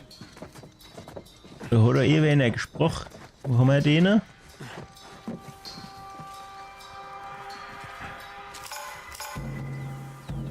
Hinten war auch noch einer.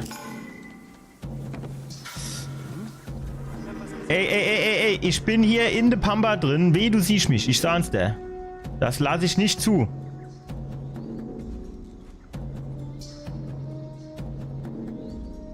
Wenn die sich jetzt umdrehe...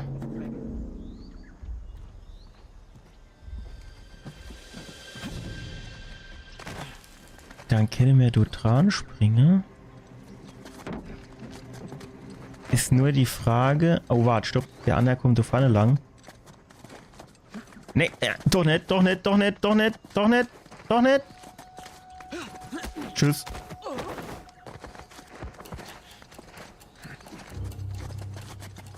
Ja, auf da rum so zappel jetzt. So, jetzt sind wir doch da daheim, wo wir an müssen. Da ist noch einer.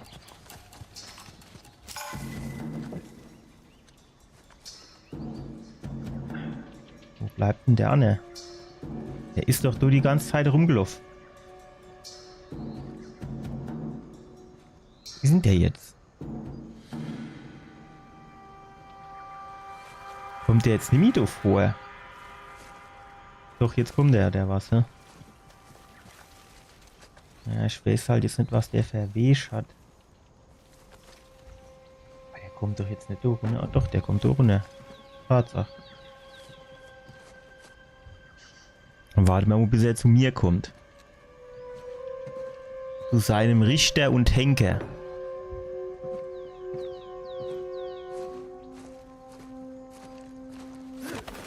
Och nee, ach Sam, hopp. Ich hab grad ausgeholt, ferne da runter zur Stuppe. Hätte er keine Schäflie. Aber nee. Ach. So, pass auf, wie gehen wir jetzt weiter vor? Müssen wir jetzt clever sind. Das ist hier quasi mein zweiter Vorname.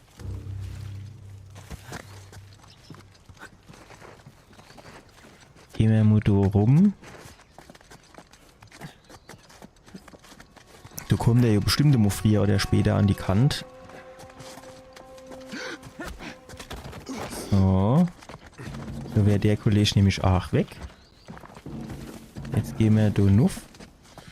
Oh fuck, du ist noch so großer. Nee, der kommt auch noch gleichzeitig. Der sieht uns. Doch nicht. Also ich würde den gerne noch wegsnacken, bevor ich den dicke do mache. Aber ich befürchte, dass der nicht hierher an die Ecke kommt. Ne, was soll er an der Ecke, du?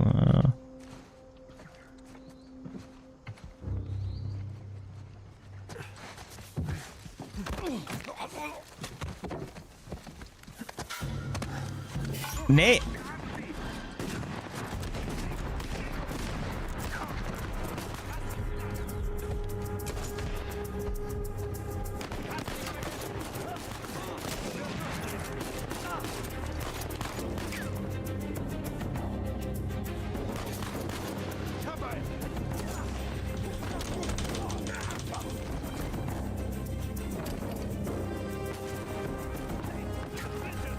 Wow, nein, wo kommt denn der her?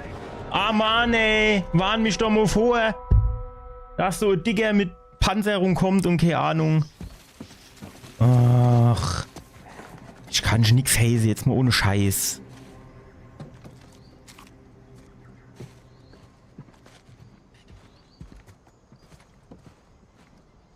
Ich glaube, die konnte man auch nicht mit F von hinten oder so machen, ne? Da musst man, glaube ich, in das saure Appel beißen.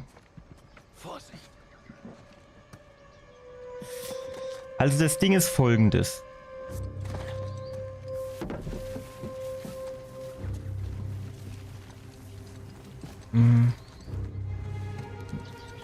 Man könnte jetzt tatsächlich den Domo zuerst machen. Je nachdem wie der lag.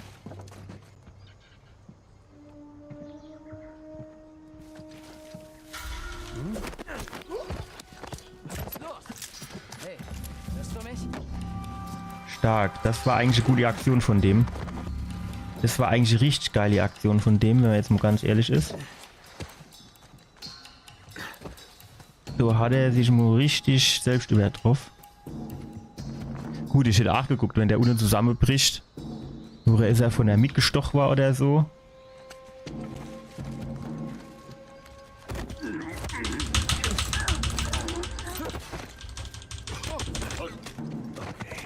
Geil. Geil. So, der unten war, glaube ich... Ach, das war's. Ja, dann. Easy. Wie ging's denn da jetzt weiter? Das hoch mischt man wahrscheinlich, ne?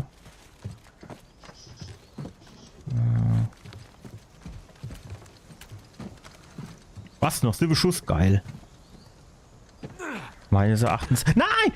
Och, ist der so dumm. Warum? Warum? Der kann sich doch da jetzt mal festhalten. Warum meint er jetzt, er mich da drüber springe? Der ist so hohl, ey. Der ist so dumm.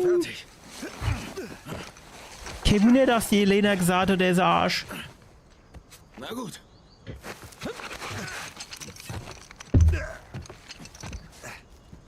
Danke.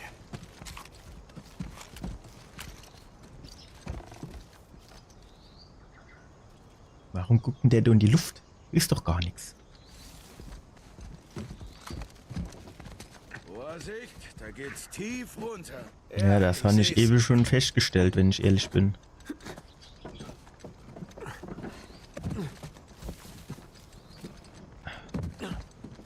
Okay. Ups. Oh, Mist. Jo. Kennt man so sagen. Echt, die guckt schon an und die fällt aus ihrer Angel. Aber die Bretter, auf denen kennen wir natürlich noch Larve. Die sind auch gut. Die sind auch nicht grün und vermodert und so. Welche? Sag hier Moose oder so drauf, da sie glitschig wäre. Eieieiei. Oh, warte. So Leder. Leder sind zum Erklimmen da. Die Leiter ist in der Mitte kaputt. Das passt schon. Weiter nach oben. Ja, genau. Das ist quasi so ein bisschen dem sein Lebensmotto, ne? Wenn du nämlich weiter willst, Da hinten. musst du einfach weiter nur oben. Fast geschafft, Sam. Naja, für das letzte Stückchen hätte man die Leder jetzt wahrscheinlich auch nicht mehr gebraucht, aber... Wenn sie da ist...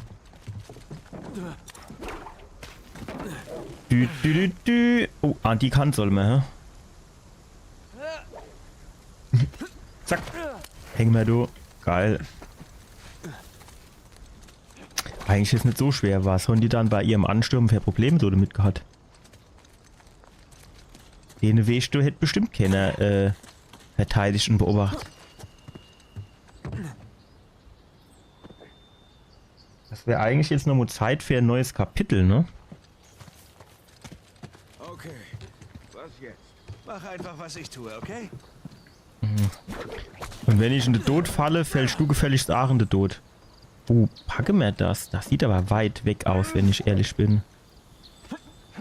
Ach, das packt er. Aha, okay.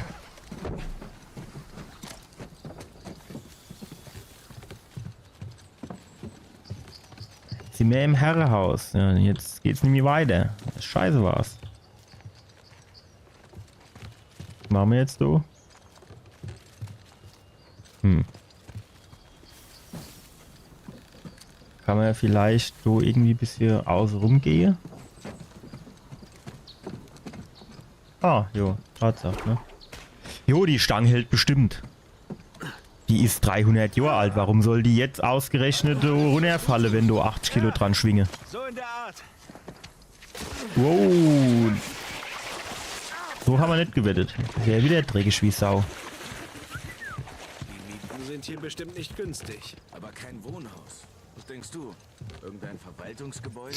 Vielleicht. Vielleicht hatte Libertalia einen Finanzausschuss.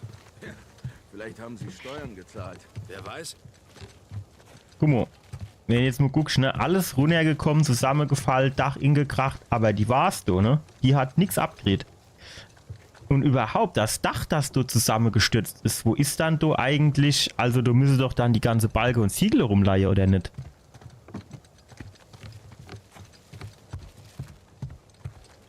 Ein bisschen komisch, oder?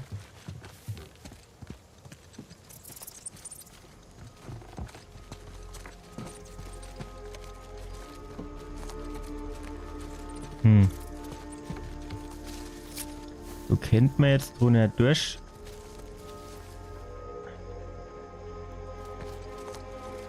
Aber man kennt auch noch drin in den zweiten Stock gehe. Oder in den ersten Stock, das ist wahrscheinlich das Erdgeschoss, ne? Nur dem, der anerhält, nicht mit uns gegangen ist, ist das wahrscheinlich auch der bevorzugte Weg.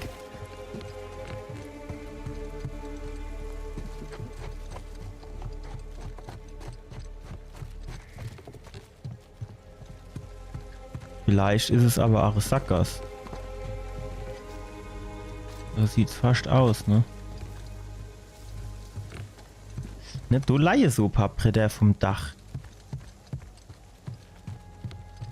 Okay, du geht's nicht weiter. Ah, guck mal, hier können wir auch noch hoch. Tudum. Guck mal, die Bücher und alles. Ach, noch nix. Stark. Ach, noch nix Verfall oder so. Mich wundert ein bisschen, dass ich diesen Schatz beim vorherigen Durchspielen nicht gefunden habe. Normalerweise laufe ich immer alle Ekelger gewissenhaft ab. Aber in dem Fall scheinbar nicht. Ich meine, uns müssen hier so oder so noch ein paar Schätzelger fehlen. Wo war ich eben lang gegangen? Hier lang. Sonst hätte man ja schon längst eine Trophäe dafür gekriegt, dass man alle Inks sammelt haben. Also müssen wohl noch ein paar fehlen. Ich weiß jetzt natürlich absolut nicht welche. Gut, da gibt es bestimmt irgendein Menü, wo man sich die angucken kann, hä? Schätze, hier. Oh, Alter, es sind aber noch viel, die fehlen. Da sind sogar noch sehr viel, die du fehlen. Ich weiß gar nicht, wo der ganze Shit sein soll.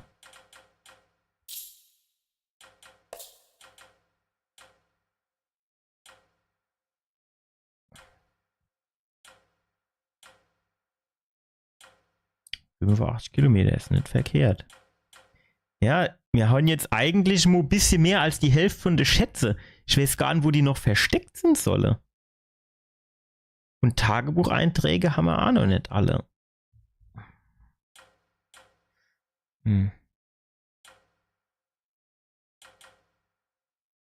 45% Präzision. Ach, geil, ne? Gut, ich spiele auch nicht an der Konsole mit Auto-Aim, muss man halt auch mal dazu sagen.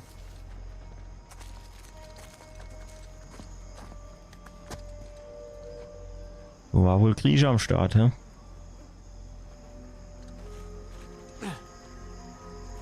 Heilige Scheiße. Ja, hier sind unsere verschollenen Wege. Zumindest ein paar davon. Verdammt. Kanonen, provisorische Barrikaden. Was zur Hölle ist dir passiert? Irgendein Kampf. Das war eine rhetorische Frage.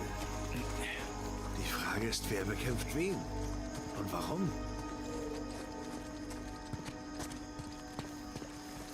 Ein paar der Leichen sind schicker angezogen. Sehen wie Soldaten aus. Ja, mir ist schon klar, wo der Kollege rumhupst.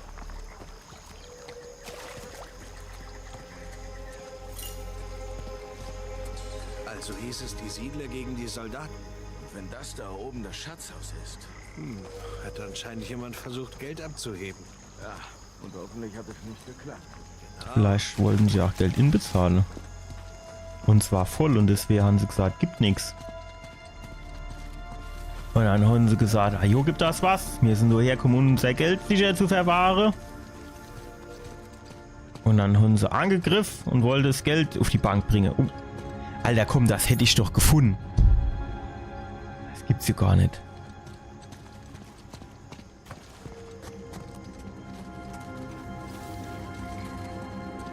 Ist also ein bisschen die Frage, wie groß ist denn die Schatzdichte? Also wenn ich jetzt in der Ecke schon einen Schatz gefunden habe, würde ich jetzt quasi in der anderen Ecke noch einen Schatz finden? Oder ist es dann quasi so, dass man sagt, nee, pass auf, du war erste Schatz. Noch ein Schatz hier, das wäre zu viel der Belohnung. Machen wir nicht. Mehr wäre es nicht.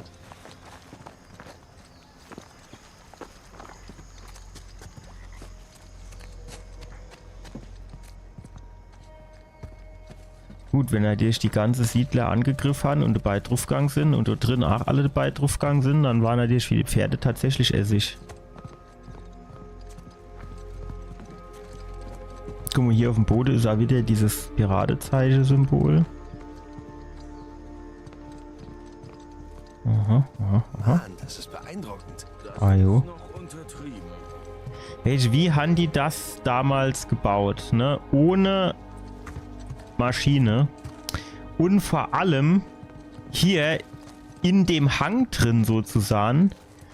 Und dann haben die das noch alles zu Lebzeiten mitgekriegt. Also die haben ja jetzt auch nicht angefangen, als sie 10 waren.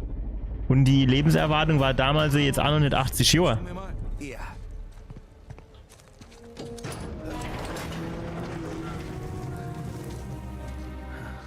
Alles leer. War ja klar. War das Rave? Nein. Hier wurde seit Ewigkeiten nichts angefasst. Stimmt. Also. Hinweise suchen? Ja, Hinweise suchen.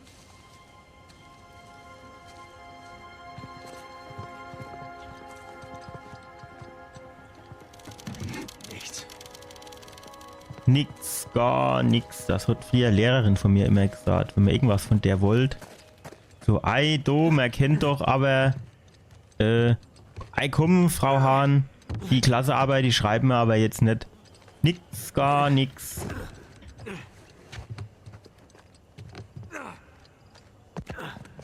Dieb.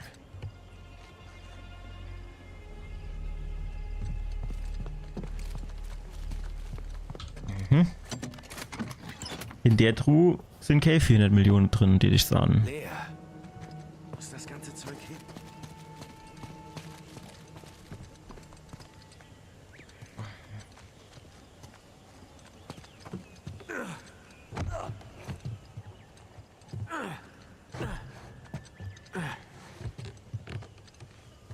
Das war schon ganz geil, ne? Wie du jetzt die Staubspure so, ne?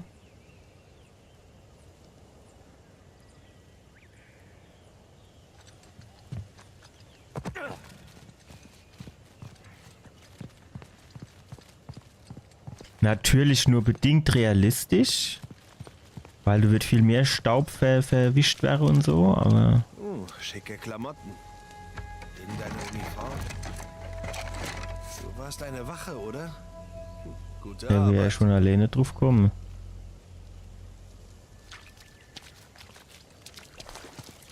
Was zum Teufel ist hier passiert? Naja, Krieg. Gute Frage.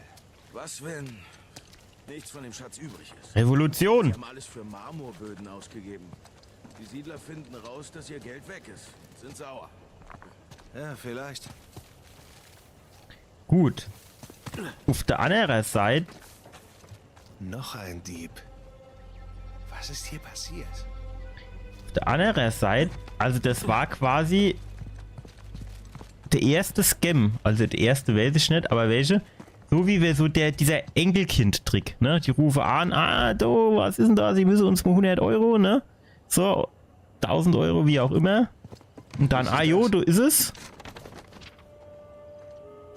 altes Manifest. Und Schätze. damit alles auf den Kopf gehauen. Und solange keiner was vom Sparkonto abheben will, fällt sie auch keinem auf. Naja, Manifest des guten Schiffes Destiny auf dem Wege nach Libertalia von dem Hafen von Kings Bay. 10.000 Münzen Silber Mogul. 93 Treugewicht. Keine Ahnung, was das für Einheit ist. 9.000 Münzen Silber Mogul. 84 Treugewicht. Kommt das hin? 9 Treugewicht pro 1000 Münze. Gut, wenn es die Verpackung mitzähle, kennt es Sinn, ne? 14.000 Münzen Gold, spanische Duplonen, 245 Streugewicht. 14.000 Münzen ist natürlich auch nicht wenig. Also wenn ich jetzt überlege, was gut, das Gold ist jetzt nicht so rein wie das Gold, das man jetzt so kaufen kann, ne? Aber wenn ich mir angucke, was so Goldmünz kostet, 14.000 davon. Also steht so an. Könnte ein paar 100.000 sind. Vielleicht auch ein paar Millionen. Statue Gold, Pferd mit Reiter, Mogul 500 Pfund, Skulptur Bronze, Elefant, Mogul 20 Pfund, Skulptur Bronze, Elefant, Mogul 23 Pfund, 100 Speere, Eisen, Spanisch 400 Pfund, 54 Säbel, Stahl, Spanisch 110, Kanonekugel, Pferde, Fässer, Wein. Ja, alle dann. Da war hier was zusammengekommen.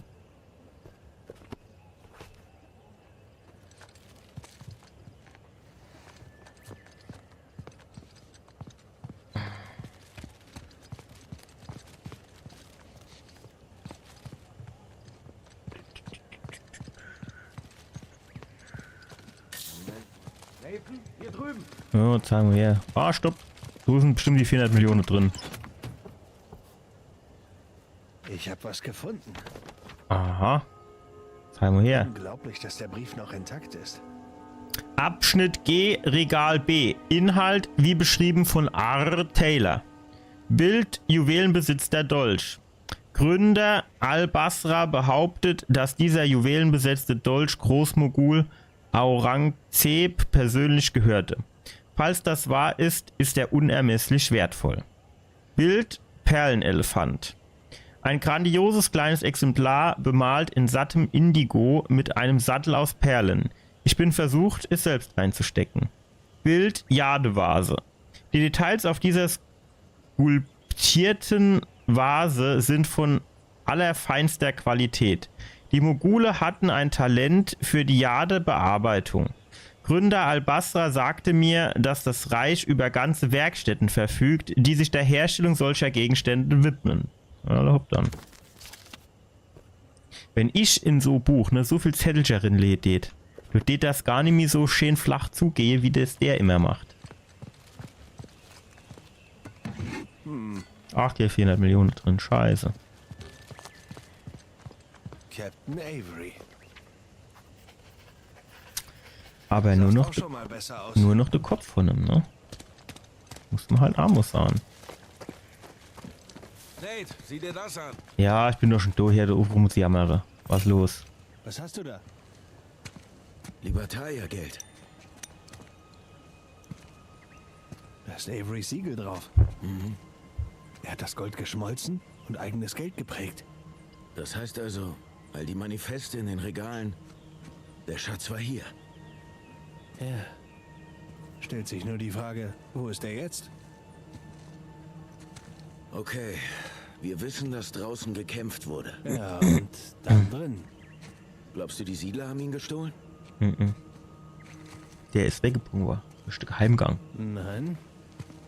Ich glaube, sie haben ihn sich zurückgeholt. Schau. Da ist Avery. Die Gründer von Libertalia. Alle markiert mit dem Wort Dieb. Nicht Mörder, nicht Tyrann. Dieb. Also war der Schatz schon verschwunden, als die Siedler herkamen. Ja, weil diese Typen ihn sich schon geschnappt hatten. Pirat bleibt Pirat, stimmt's? Ja, Eigentlich Pirat clever, ne? bleibt Pirat. Brauchst du kein Schiff mehr überfallen, die bringen alles Geld gleich freiwillig. Und zack, ist es weg. Dumm gelaufen. Ich weiß, wo er ist. Was? Wo?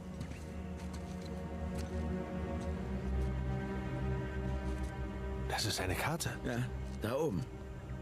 Das ist das Schatzhaus. Eine Karte von Libertalia. Genau, jetzt folge ich auf die andere Seite der Insel. Genau da. New Devon? Halt. Avery war aus Devon in England. Ganz genau. Mann, das sind ein paar echt große Häuser. Und jedes hat sein eigenes Siegel. Weil sie da gewohnt haben. Was hältst du davon, den Wachturm hochzuklettern? Uns zu orientieren? New Devon, wir kommen. Und ihr wisst ja alle gar, wer da hochklettern muss. Er ist es nicht. Ja gut, es war auch nicht seine Idee. Muss man halt auch dazu sagen, ne?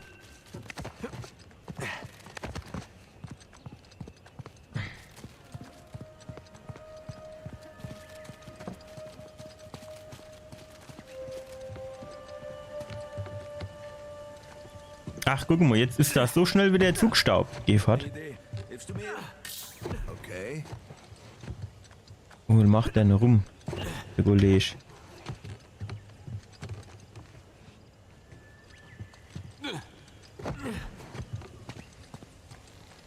Ei, wo ist er denn, der Kleine? Ach, da hinten ist er.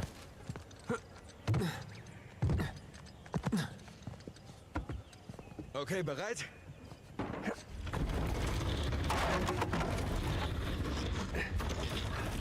Okay, das war schon 1, 2. Den Kronleuchter hochziehen. Gute Idee. Klingt überrascht. Die Frage ist, warum waren der Unne? Und woher hat denn der jetzt gewusst, dass da hinten dran die Gottel ist? Oder die Kette? Das ergibt ja auch nicht so viel Sinn, ne? Weil das hat ich jetzt nicht gesehen. Die Kette ist ja quasi hinter der Wandverkleidung durchgelaufen. Also siehst du wirklich nicht, dass du die Kette lang geht. Wie ist denn die überhaupt umgelenkt? Die muss hier quasi da hoch. Normalerweise hätte ich gesagt grad und dann wäre hier der Kronleuchter. Aber die muss hier dann da hoch, da muss die da irgendwie rüber und also das ist, weiß ich nicht. Ob das funktioniert.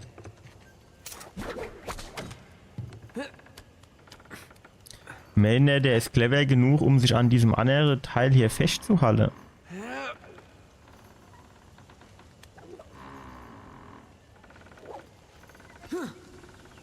Jo. Du wir uns jetzt an der Bonnie festhalten. Schön an der Früchte festgehalten. Klar.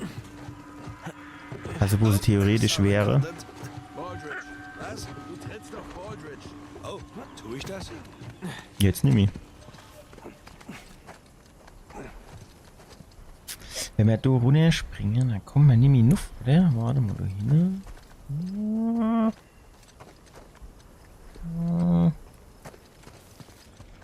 Weiß halt nicht, müssen wir da nochmal runter? Da könnte ja auch noch was versteckelt sein.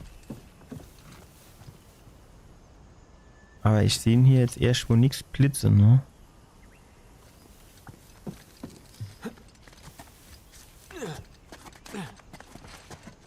Okay.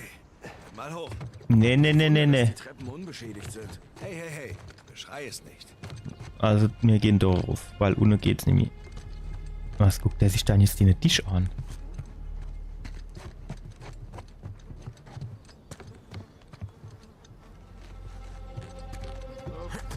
Früh gefreut. Ich hab's ja gesagt.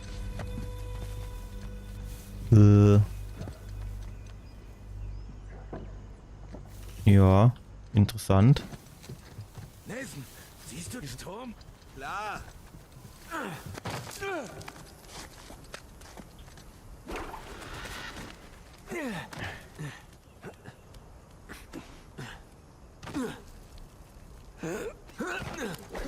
Gut. Hey Sam. Ja? Okay, wollte nur sicher gehen, dass du nicht abgestürzt bist. Ganz schön aufgeregt. Okay, da ist schon mal nichts mehr.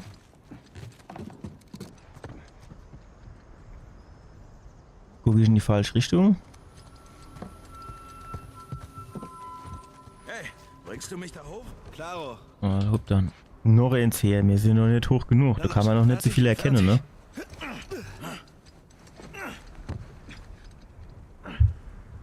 Na gut, ich hab hier was. Hey, Vorsicht. Oh.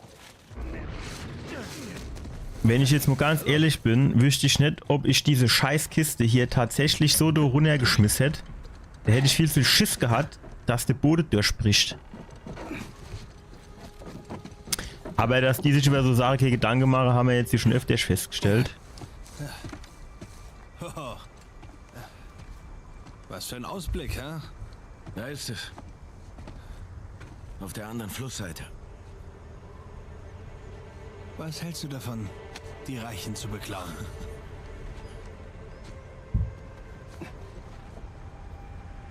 Hey, ist da unten ein Weg?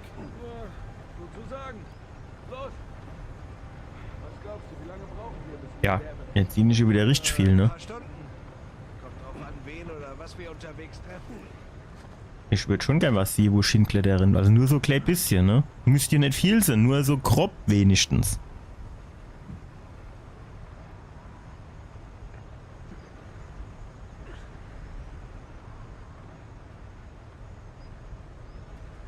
Ja, so in der Art.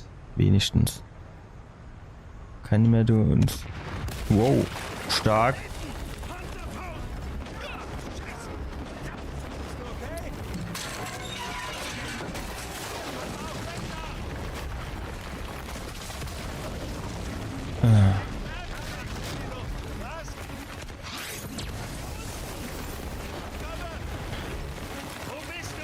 Wow!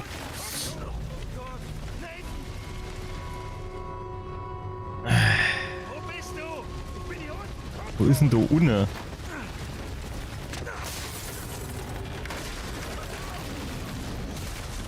Welche also das sind einfach so Sachen, die verstehe ich nicht. Muss ich da jetzt wirklich alles zusammenschießen und kaputt machen, statt dass man... Au. Statt dass man dann, keine Ahnung, archäologisches Team daherholt, dass man alles katalogisiert, Moscheen, vielleicht das eine andere noch ein bisschen herrichtet. So Art Touristenattraktion draus mache, dass man... Wow, was mache ich denn jetzt? Dass man wenigstens... Also dass man ein bisschen für die Nachwelt feststellt, dass du mehr Leute was davon hast. Nee, du musst wieder alles kaputt gemacht werden. Das ist aber auch so ein bisschen, muss man halt fairerweise sagen, so das Problem, dass man gerne... Warum hängt der sich jetzt an die Kante? Ich habe Springe gedrückt. Jetzt mal ohne Scheiß. Achso, hoch muss ich. Dass man einfach mal, weiß ich nicht, vernünftig miteinander umgeht. Genau das gleiche da. Ukraine und Russland und so, ja? Warum springt der da nicht?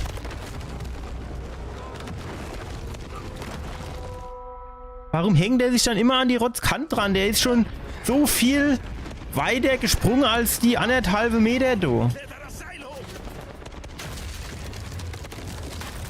Ich einfach mutwillig alles kaputt mache. Und so. Ja, ich weiß nicht. Ist doch Scheißdreck. Ach, jetzt kann er auf Emo springen.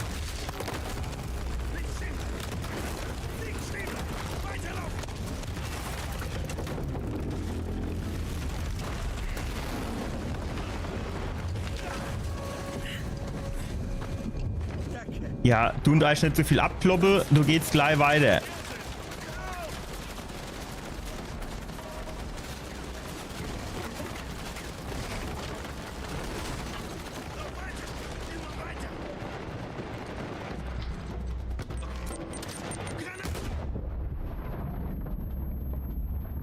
Der nimmt aber alles mit, was geht, ey, oder? Ah jo, geil.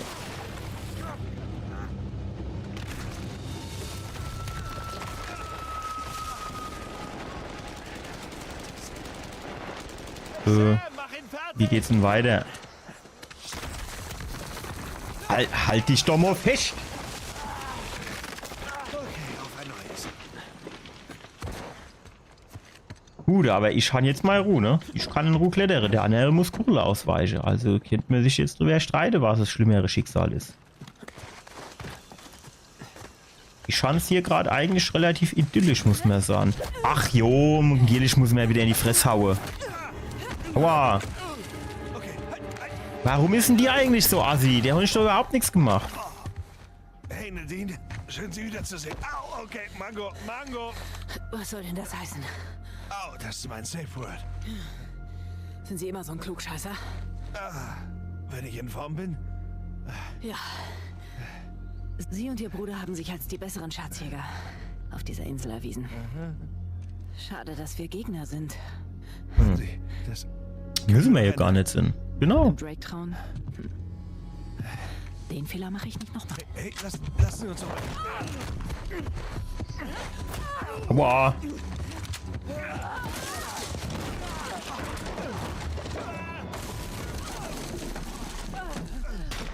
Dumm Put.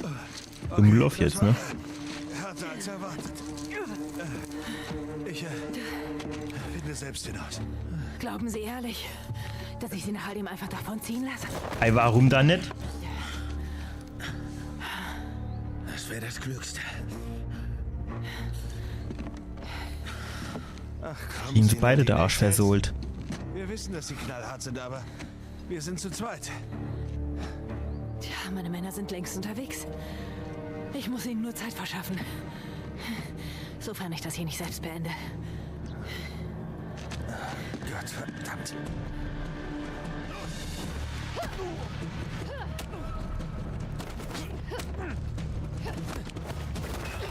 Ich hab genug Zeit. Ach so, ich hab Q gedrückt statt E. Das war natürlich auch dumm. Das wird nichts.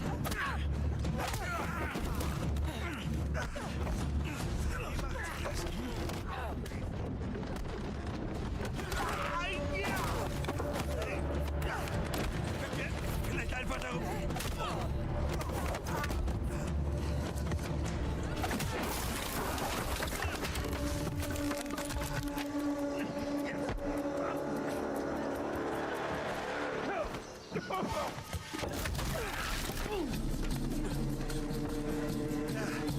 Halt durch, Sam.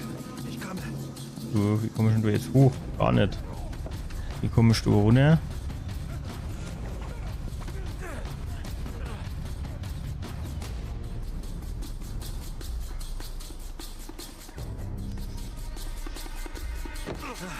Bin fast da, Sam. Nadine!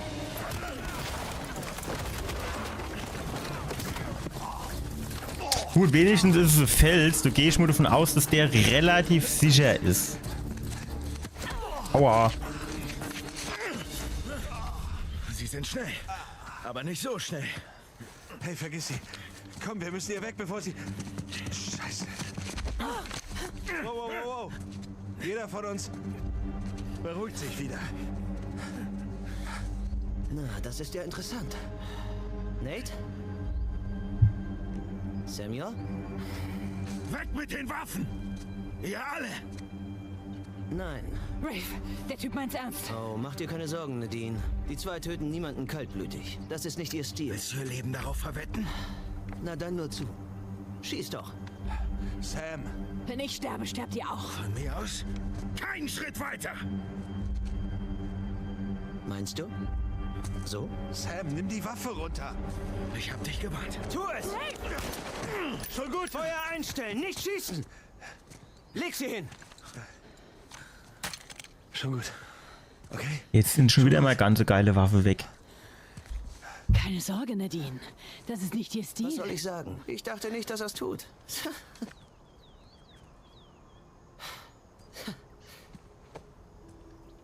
Samuel, bist du okay? Ich glaube, du wusstest, dass dieser Moment kommt, hm? Hey, komm schon, Mann. Du hast uns doch in der Hand, entspann dich. Komm schon, du bist Geschäftsmann. Lass uns einen Deal machen. Oh, ein Deal. Oh ja, bin gespannt, was dir davor schwebt. Oh, erzähl nur, ich höre. Okay, bloß. Okay. Du willst Averys Schatz finden? Dann helfen wir dir. Und im Gegenzug lasse ich euch leben? Ja. Und gibst uns einen Anteil. Mann, der Kerl hat Nerven. Nur so viel, um ihn freizukaufen, okay? Freikaufen? Nathan. Ja. Er hat gesessen, für mich. Und der Kerl, der ihn rausgeholt hat, Hector Alcazar, er schuldet ihm viel Geld. Wow, wovon zum Henker redest du da, Nate? Hector Alcazar starb vor 6 Monaten bei einer Schießerei in Argentinien. Ich hab Samuel rausgeholt.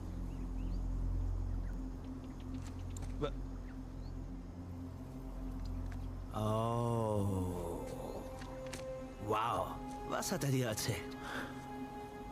Sam, was für ein Märchen hast du dir da ausgedacht? Alcazar, du hast gelogen? Du hast deinen kleinen Bruder angelogen? Wir vergeuden Zeit. Augenblick. Die Sache ist, Nate, ich habe nie aufgehört, nach Averys Schatz zu suchen. Ich stoße bloß ständig auf Sackgassen.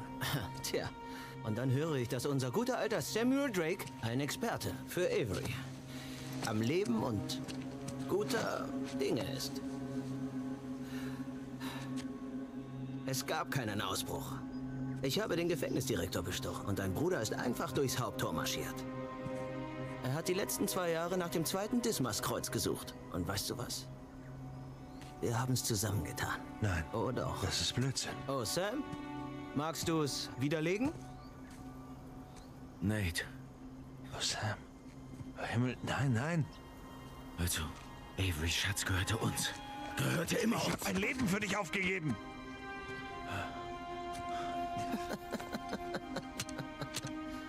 Hey, hör zu. Nate, wenn's dich tröstet, mich hat dein Brüderchen auch für dumm verkauft.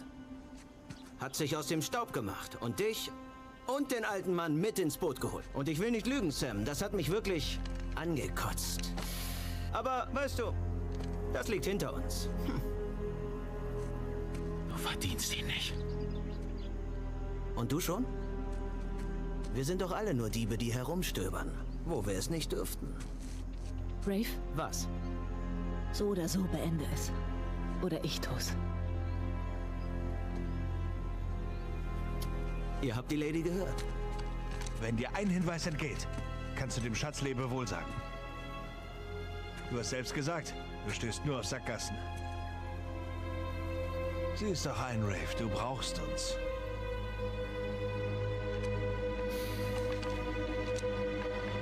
Ja, du hast recht. Zur Hälfte.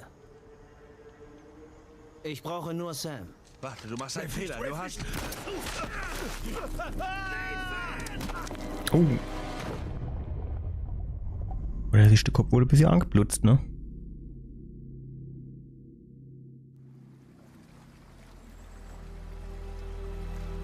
Sind wieder alle Waffen weg? Warum verliert der immer seine Waffe? Ich hab gerade so geile Waffe gehabt. Nate! Hey, Nate! Wie ist die dann da angekommen? Wie hatten die das gefunden? Was ist denn da jetzt passiert?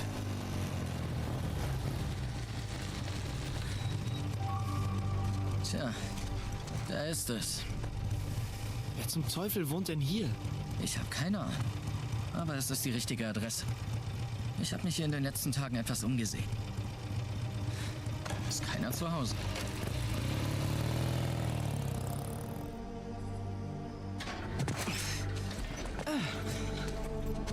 Und da wären wir. Dieses Haus ist ja riesig. Wo sollen wir anfangen? Finden wir mal einen Weg hinein. Und danach kommt die Führung. So, ich würde sagen, den Weg drin, den finden wir am Montag.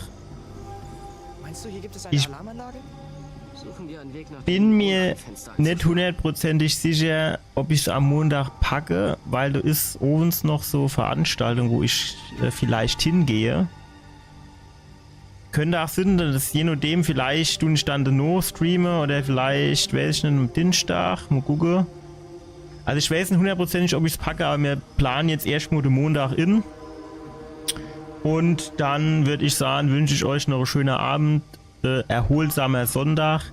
Regeneriert euch noch ein bisschen bis Mittwoch, weil dann wird es wieder ein bisschen härter. Aber dann ist ja auch, sage ich mal, das Jahr entsprechend ausgeklungen. Und dann kann man wieder, sag ich mal, frisch ins neue Jahr starten. Also vielleicht nicht ganz so frisch für manche Leute, aber so grob. Von daher, bis die Tage. Tschüssi.